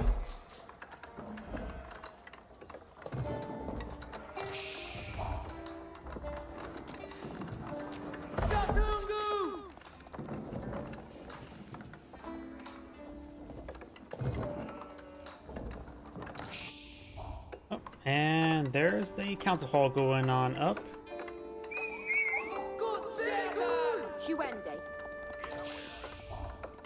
As I'm for a bit of wood there as well, projecting out a barracks for some spearmen. And it's actually looks like eyeing for stone, which means he's eyeing for a second town center. Ink is also collecting up stone as well, so it looks like he's eyeing for a town center as well. He made so pull out a Royal Knight or two for harassment. Does have enough for a Royal Knight now, and he stopped all gold collection at the moment. I probably should bring this up. So right now, it stopped all gold collection, meaning he's only eyeing for one Royal Knight to keep his opponent corralled in space. We got a good number of villagers now collecting up stone. Or I'm going to deploy it next to these forest puppers, or maybe eyeing... Oh, there's other forest puppers way over there. Let's take a quick look at the map. This map generation seems a little bit off. As in, really, really off. Nothing Royal Knight in a fancy fort with a scout. He deployed the town center next to this forest puppers here, which also gives him some berries later on. But look at here. Pink has the wood all here. All the extra forests spawn on pink sides of the map. Red did not get any of these extra forests here. It's the small forest patches. He has two connects to each other, which makes it easy for collection. But he did not get any of these. These are spawned all on pink side of the map. Even up here, like, the red side of the map is barren when it comes to trees. Let's get some arrow fire there. Doesn't take out any of the villagers. Going for additional towns here next to this gold deposit. Gonna charge on 4 as well. The scout's trying to intercept the knight. Getting some arrow fire then this Royal Knight. Royal Knight, we're seeing massive fire there. Does get force them back. But right now, red is got sort of screwed up a map by the map layout. The amount of gold is all spawned on this side of the map. Pink does not have any gold over here, so red has some golden stone over here to secure up. But all the pink's gold has spawned over here, and all the contestable gold here as well. 1, 2, 3. So there's like 4 on his side of the map, 4 over here. Pink just needs to focus on the right side of the map. There's so much gold here. It has this bit of stone to work with as well. There's a big stone outcropping here. You may want to claim up later on. But Pink really needs to eye for this side of the map. Based on how the map has laid out everything.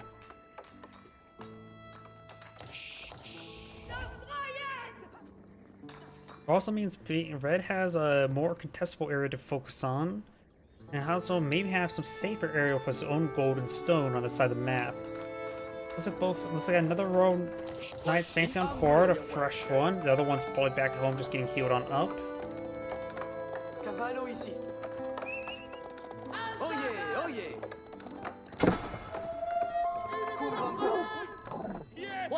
Royal Knight received a bit of damage there from the Zodiac Doggo.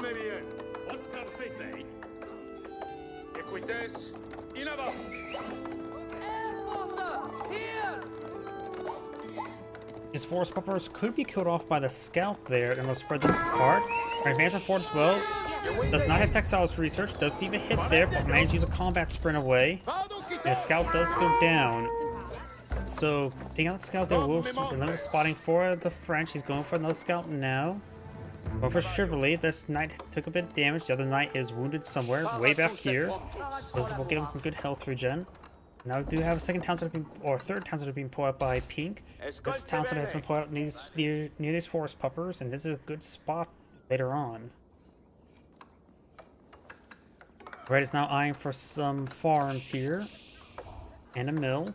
He has to pull it out 3 towns of his own. Nice, all congested, which can help him get some good defense. Also gonna mean he could quickly lose them all. Do not have the forestry going on up. Okay, that. Icky on your celly. And you work it. Vera you worta. Yaru to work. Vera Dom. Looks like Red's going to eye the clamp of those forest puppers now. He needs to get some spearmen here for defense just in case. His opponent eyeing for just more Royal Knights. There's a third one. So far, there's 3 Royal Knights in the field. This one's getting some much needed health regen. Escolte bene. Parats pour laborar.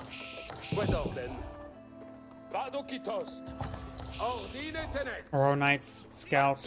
Another Royal Knight here. Looks like 2 of them are full health. This one's still healing himself. We'll find this town center. Going for a blacksmith pierce damage will help him his town centers out. No economic techs over here. Pink has gone for all of his economic techs. He does have a slight villager advantage as well. Red has not lost a villager. And now I've some defensive palisade walls here.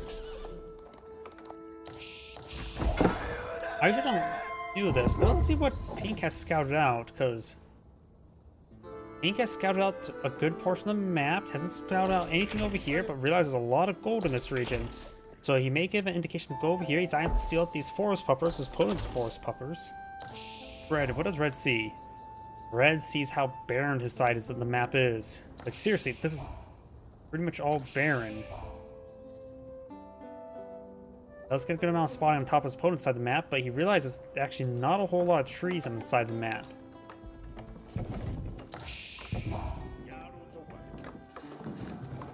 And you work it. Both players in feudal wage still. Neither side can block castle, and Red does go for all of his economic techs. These knights are starting to push his way forward. Does cancel barracks there. Has a couple of defensive spearmen. Not enough to engage these royal knights. There's a good number of them in the field, as well as some archers as well. And with the town centers in this region, he won't really be able to advance on forward. And like I said beforehand, going for a blacksmith will increase the damage output of these town centers to hit these royal knights. Right now, the extra arrows will do 6 damage each, and the +1 pierce damage will allow them to get additional damage. Of course, this one's going from pierce armor to withstand the extra damage. That's the town center arrows.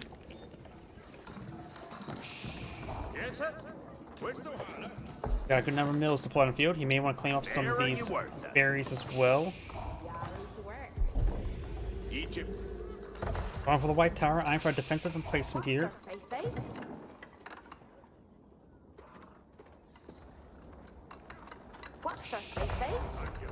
This will give him a free keep, but also get access to all production structures inside the keep.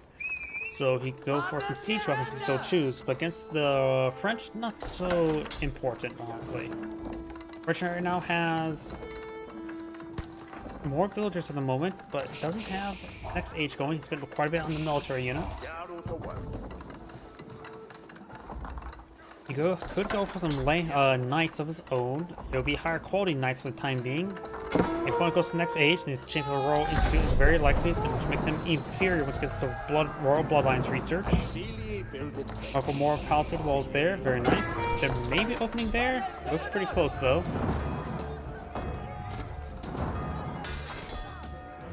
More archers being deployed on the field. Should be able to get these palisade walls up and going.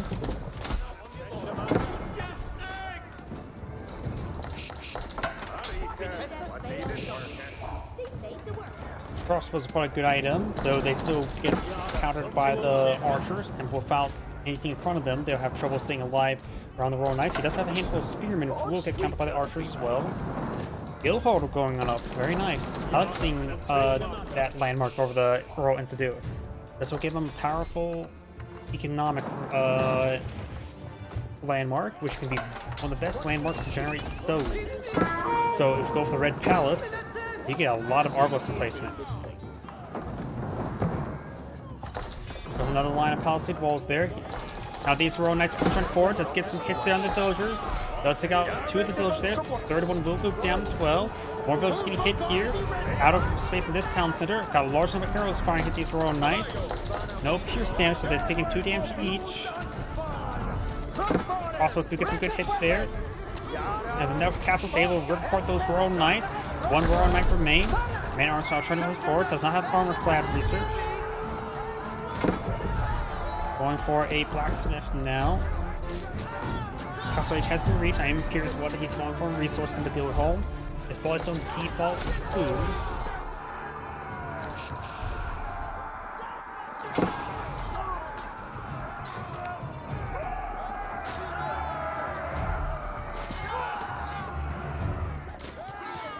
Picks off those archers, very nice. Now the rest of these archers can just run away. He's going for pierce damage and pierce and archer research.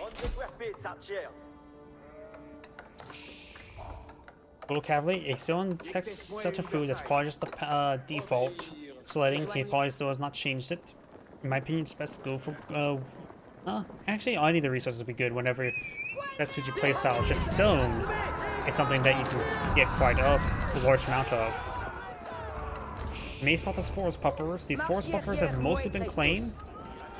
In fact, there's only about 600 food left in that region. You will see the mill there and see the lack of deer. And these villagers can fall back. They also claim boar over here, very nice.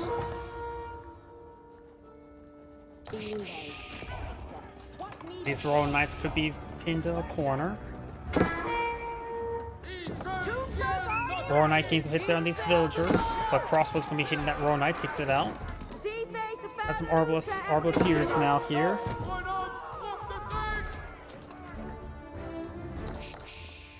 Still going for food, so he actually maybe eyeing for some food here. Monk has been picked off there.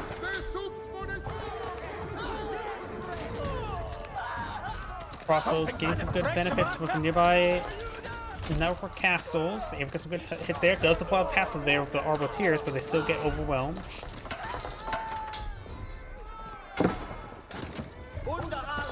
And that monk will go down.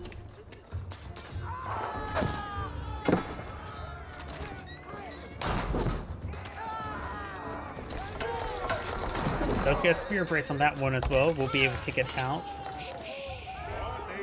This Royal Knight is trying to go run for flank, but got palisade walls. This one, of course, is open.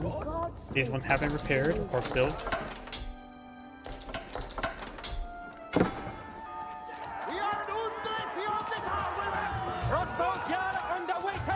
Now, from some of these forces there, these spearmen will go down, but so does the Royal Knight. Got quite a bit of wood and gold here, converts into some mangonels.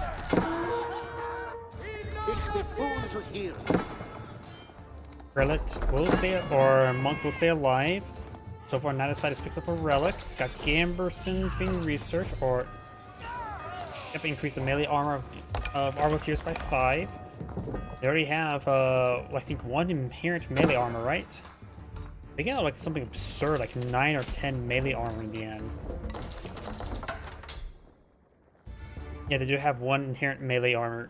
With plus 5, that gets them to 6, plus the plus 3 from Blacksmith's research, so that will be up to plus 9 melee armor. Make it so even spearmen are worthless against them.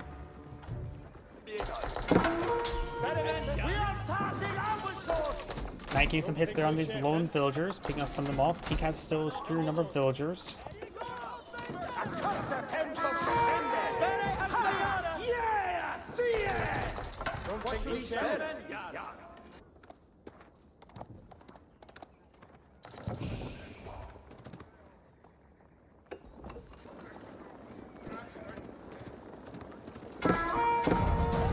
Let's look at that villager there. Trying to get the network citadels up.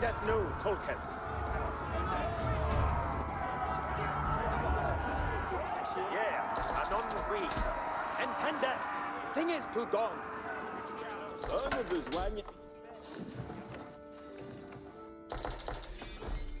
Assouvi. Belle œuvre. Kempes. Luftet for Hestes. So I got some more stables being deployed on out. Time for perhaps mass cavalry. Though they will not be in a radius to be improved by a castle. He does not have a castle on the field just yet. It's still just getting food dropped off. He's eyeing for just for food, I guess. Food, gold and stone are more harder resource to come by. So red will have wood hard to come by relatively soon. There's a small forest patch there, so that's probably his best source of wood, as well as right here. His opponent has plenty of wood to work with, though.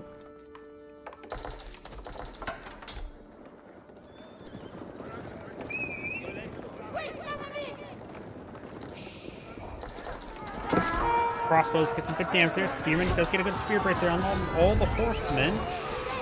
Has still got a number of good archers here. Does use the passives now for the Arbiteers, but it's not ready to engage. Spearmen will have trouble versus the Arbiteers because they do have a lot of melee armor, and the Spearmen only have 9 damage at the moment. The Arbiteers do have at least 6. They have 7 melee armor there, so they take no damage from Spearmen.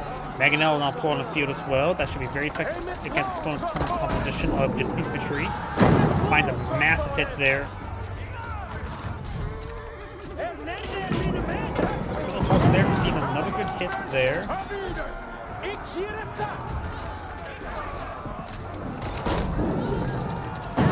That's a good hit there on those handful of forces there. Spearman trying to overrun the Mangonel.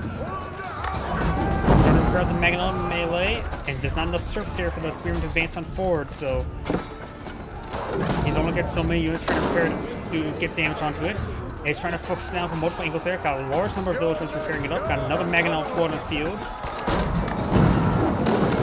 It's a good hits there. It's in a good position there. Mangonel's at full health now. Not being able to hit the Mangonel's could be a big problem.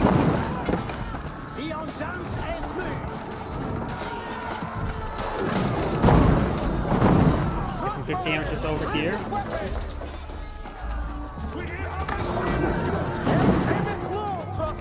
They're just trying to repair up the Mangonel now. takes out that one unit. Crossbows yard under weekend. Crossbowers, bring the weapons. Good hit. Every time I steer it. Crossbows, rocket yard and ferret. Aim it low. Kill. Pink will hold this attack. Pink doesn't have a lot of military use to field, but more archers in general would be a good idea to hit those crossbows and spearmen. More man arms being pushing forward, so a handful of archers will take those out. More now being put on the field as well. Monk conversion.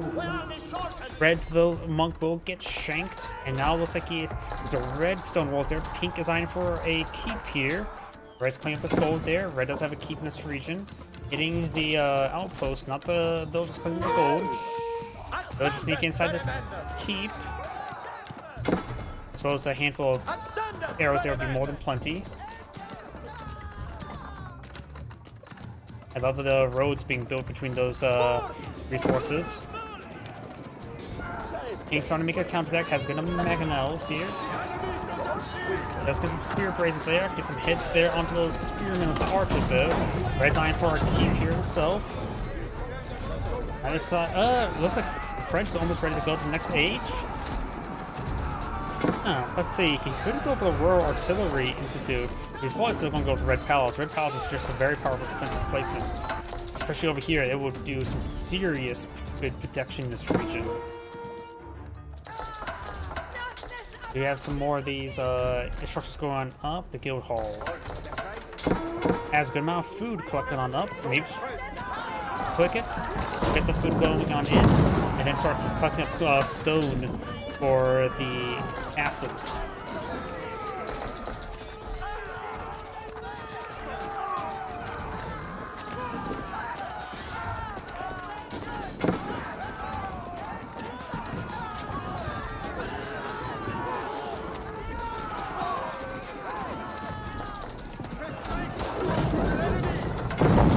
Those villagers there trying to build this castle.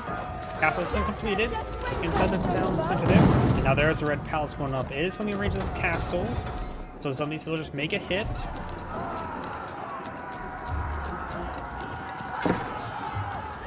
This area is a bit of a choke point. In actuality, it's actually a really good choke point. It will deny most of the avenues into Pink space while providing, this giant wood deposit is actually going to be working against the English if this Berkshire if the Red Palace goes up. Because look at this, then there's only this area to enter into Pink space to avoid the Red Palace. The palace will go on up. He can go ahead and get inside of it. It will annihilate the 50 pierce armor stuff, including the keep here. Look at this, the keep is being annihilated by the Red Palace, since it's all arbalists in placement. It'll have 18 arbalists firing away. Each one of them has a 1.5 attack speed. Look at that keep is getting annihilated. Brace it yourself. Can Cordon Tex increase pierce armor? I forget. Berkshire Castle going up. That would be a good way to protect this choke point as well. The game will continue on. Both sides have 40 military units. Right now, the quality is very, very similar. Doesn't stop this stone wall going up. There's already another keep here for Pink. Maybe the guild hall is not being stuck down a stone now. And there's also given one free arbalist in this region as well. A large number of these villagers are just getting annihilated. Some of the stone walls are going up, but the rest of these villagers will go down. Decide to cancel these stone walls. Need to cancel all of these stone walls. Pink will reclaim that stone. Berkshire Castle is still being built. He has a good defense force here, though. Berkshire Castle will be able to reach to the secret site there, so there's going to be no secret site victory in this game. In order for Bad to advance forward to the Red Palace, you need to get the construction materials, I think those called, to get the plus 10 pierce armor as well as health. Both players now in POH is eyeing for the enclosure there, so we'll give him some good gold income.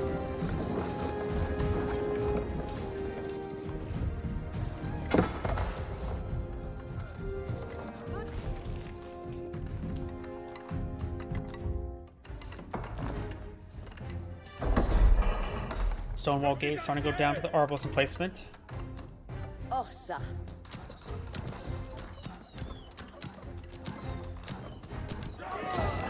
Horsemen do find an avenue to go on in. Spearmen are trying to pursue. Also got the White Tower here, as well as all the town centers. There's a lot of garrison space in this region. He does have some pierce damage to work with as well, so these town center arrows are doing 8 damage each. These horses have 6 piece armor, so they're taking 2 damage per arrow. Some of these villagers will go down. Spear now advancing forward. Let's get a good spear brace there. I've got the enclosures research there, which will give some extra gold generation from these farms. He does go ahead and pass the villagers back. These spearmen are trying to move around, trying to intercept the horsemen. There we go. Does get a good position there. Does get elite spearman research. Our horsemen's trying to fall him back. Got double layer of stone walls here. Berkshire Castle will find some good defensive bonuses. Does put cannon placement. Might as well just go with the spring bolt as well.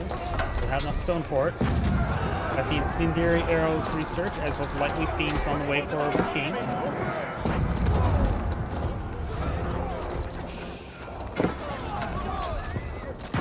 Berkshire Castle's range is reaching out all the way over here. Also being cleaned up by Pink. Got a red keep here. Red's batteries on clean through some of Pink's spells in there. This will probably put him top cap. He's cleaning up the stone as well. Not stone, gold. This gold is still contestable by both players. Pink's now pushing some battering rams along the flank. Does have some defensive spearmen here. Red's battering rams push way forward, but it's not a good idea. The Red Palace pierce damage is far too high. Let's get some of these units to garrison inside as well, and the horsemen in the region as well will take out these battery rams. He needs the construction materials in order to get these battery rams to not go down to the Red Palace itself. But it does get some good damage there.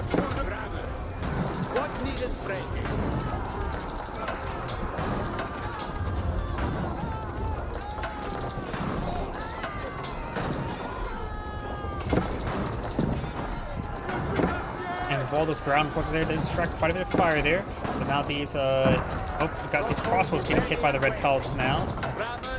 And so these veterans will go down to the archers, apparently. More banners push way forward. Got some arbalists and some, crossbows and spearmen coming to respawn. Does have the man-at-arms as well. Does have the 10 melee armor and 9 pierce armor. These Arbaleteers could have gone top of the walls here, getting +2 range, and then these passive get additional range, so he could have got +3 range, increasing the range to 8. As well as reducing basically almost every single pierce damage that comes at them. They'll be taking 1 damage each. So just going to torch down these battering rams. It does get a number of farms here. Of course, English farms are quite cheap.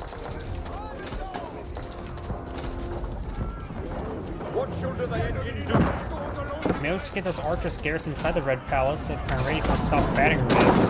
They would do more damage inside the tower than outside the tower. So you're advancing forward. Let's get some good hits here with the Mangonels. He does have a keep here. Firing away. Does have some various forces here. Trying to get some more mills and farms. Which way forward, Smear's trying to pursue, both to keep in this area. He will be really advanced in this region.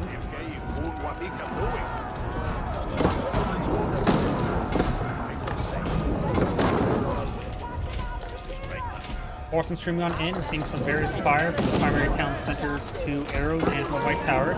These horsemen are streaming on in as well. Arbaleteers do have right now 8 pierce hack armor, so the spearmen will do minimal damage to them. We'll need elite army attacks for them to engage, though they'll still be used for first battering rams, but right now the Mangonels getting some good hits. Get some great damage there. These handful of Arbaleteers may get on top of the high ground.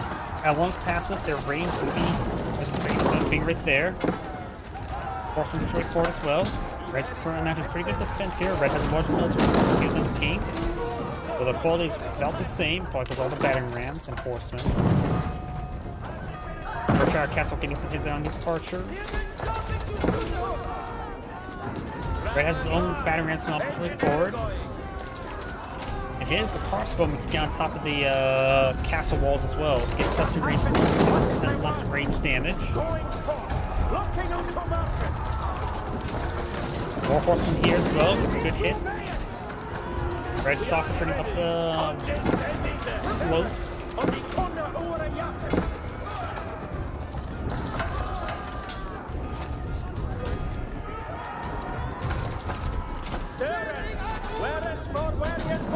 Hanging out does go down there.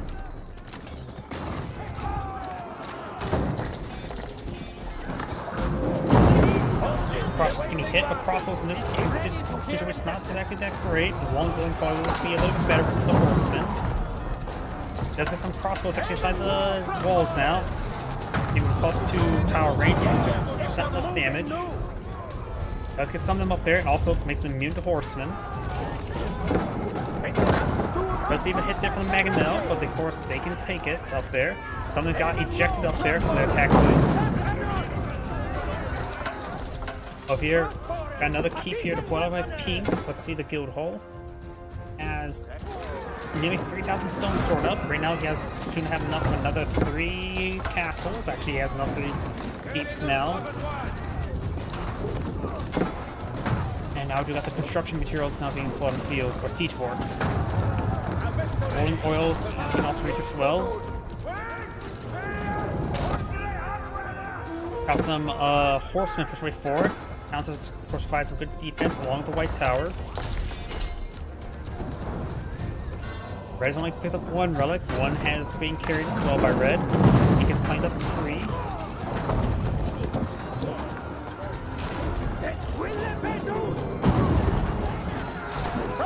Try and stop these batteries from going down. More red batteries push way forward. He's starting to repair up these villagers. On the right side, we've got some more engagement here. Pink's military force is quite small, going for mass volunteers. And both players are sharing this gold deposit. Pink's this gold deposit is still testable. But Pink has these 2 gold deposits within his sphere of influence. He does have definitely can pull out some more keeps here. And also utilize his opponent's walls.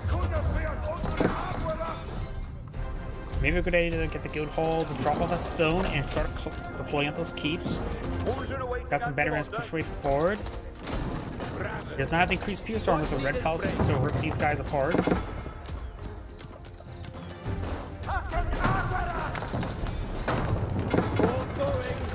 Looking for Drui also.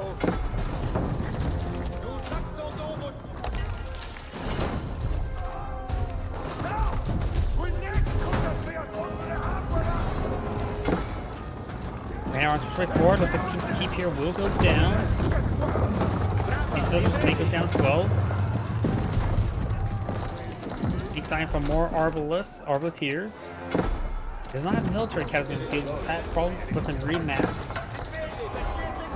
Right now, Pink has a smaller force in the field. He just needs to get military academy for the remax. He has plenty of wood at the moment and gold. Does that guild hall actually collect up wood? No, he has nearly 4,000 stone in there. That could be another large number of keeps. So one could pull out just mass keeps and slow down the opponent to a big nasty bog. Pink's eyeing to pull out some more battery rams out with his siege workshops. Red's battery rams right now are pinned against the wall. Pink also needs eyeing for some more food as well. He needs to take time to secure up this gold.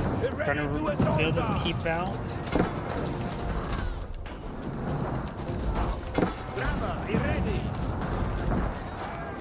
Red Palace also has now the Arbalest in place, it's Ringgold and the cannon placement here.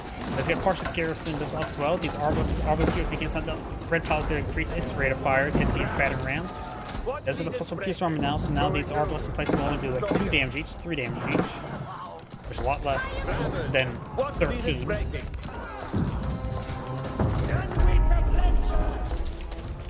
Because I've been captured by Red. More batteries being pulled up by Red, as well as Pink.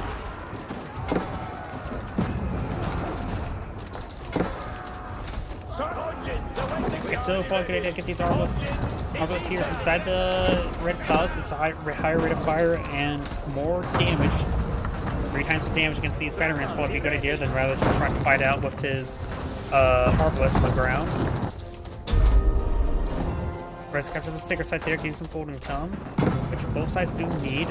Red's right now making great generation as well from the enclosures, allowing to outlast his opponent currently. More Arbalest and man-at-arms being deployed on the field. Pink has very little Arbalest left on the field. He may just want to go and does back of the game now. This is Anagrade saying thank you for watching, and on to the next replay. Oh, I'm getting a little bit tired right now, so that's probably my last replay for tonight. So everyone, thank you for watching, have a good evening, and get some good rest.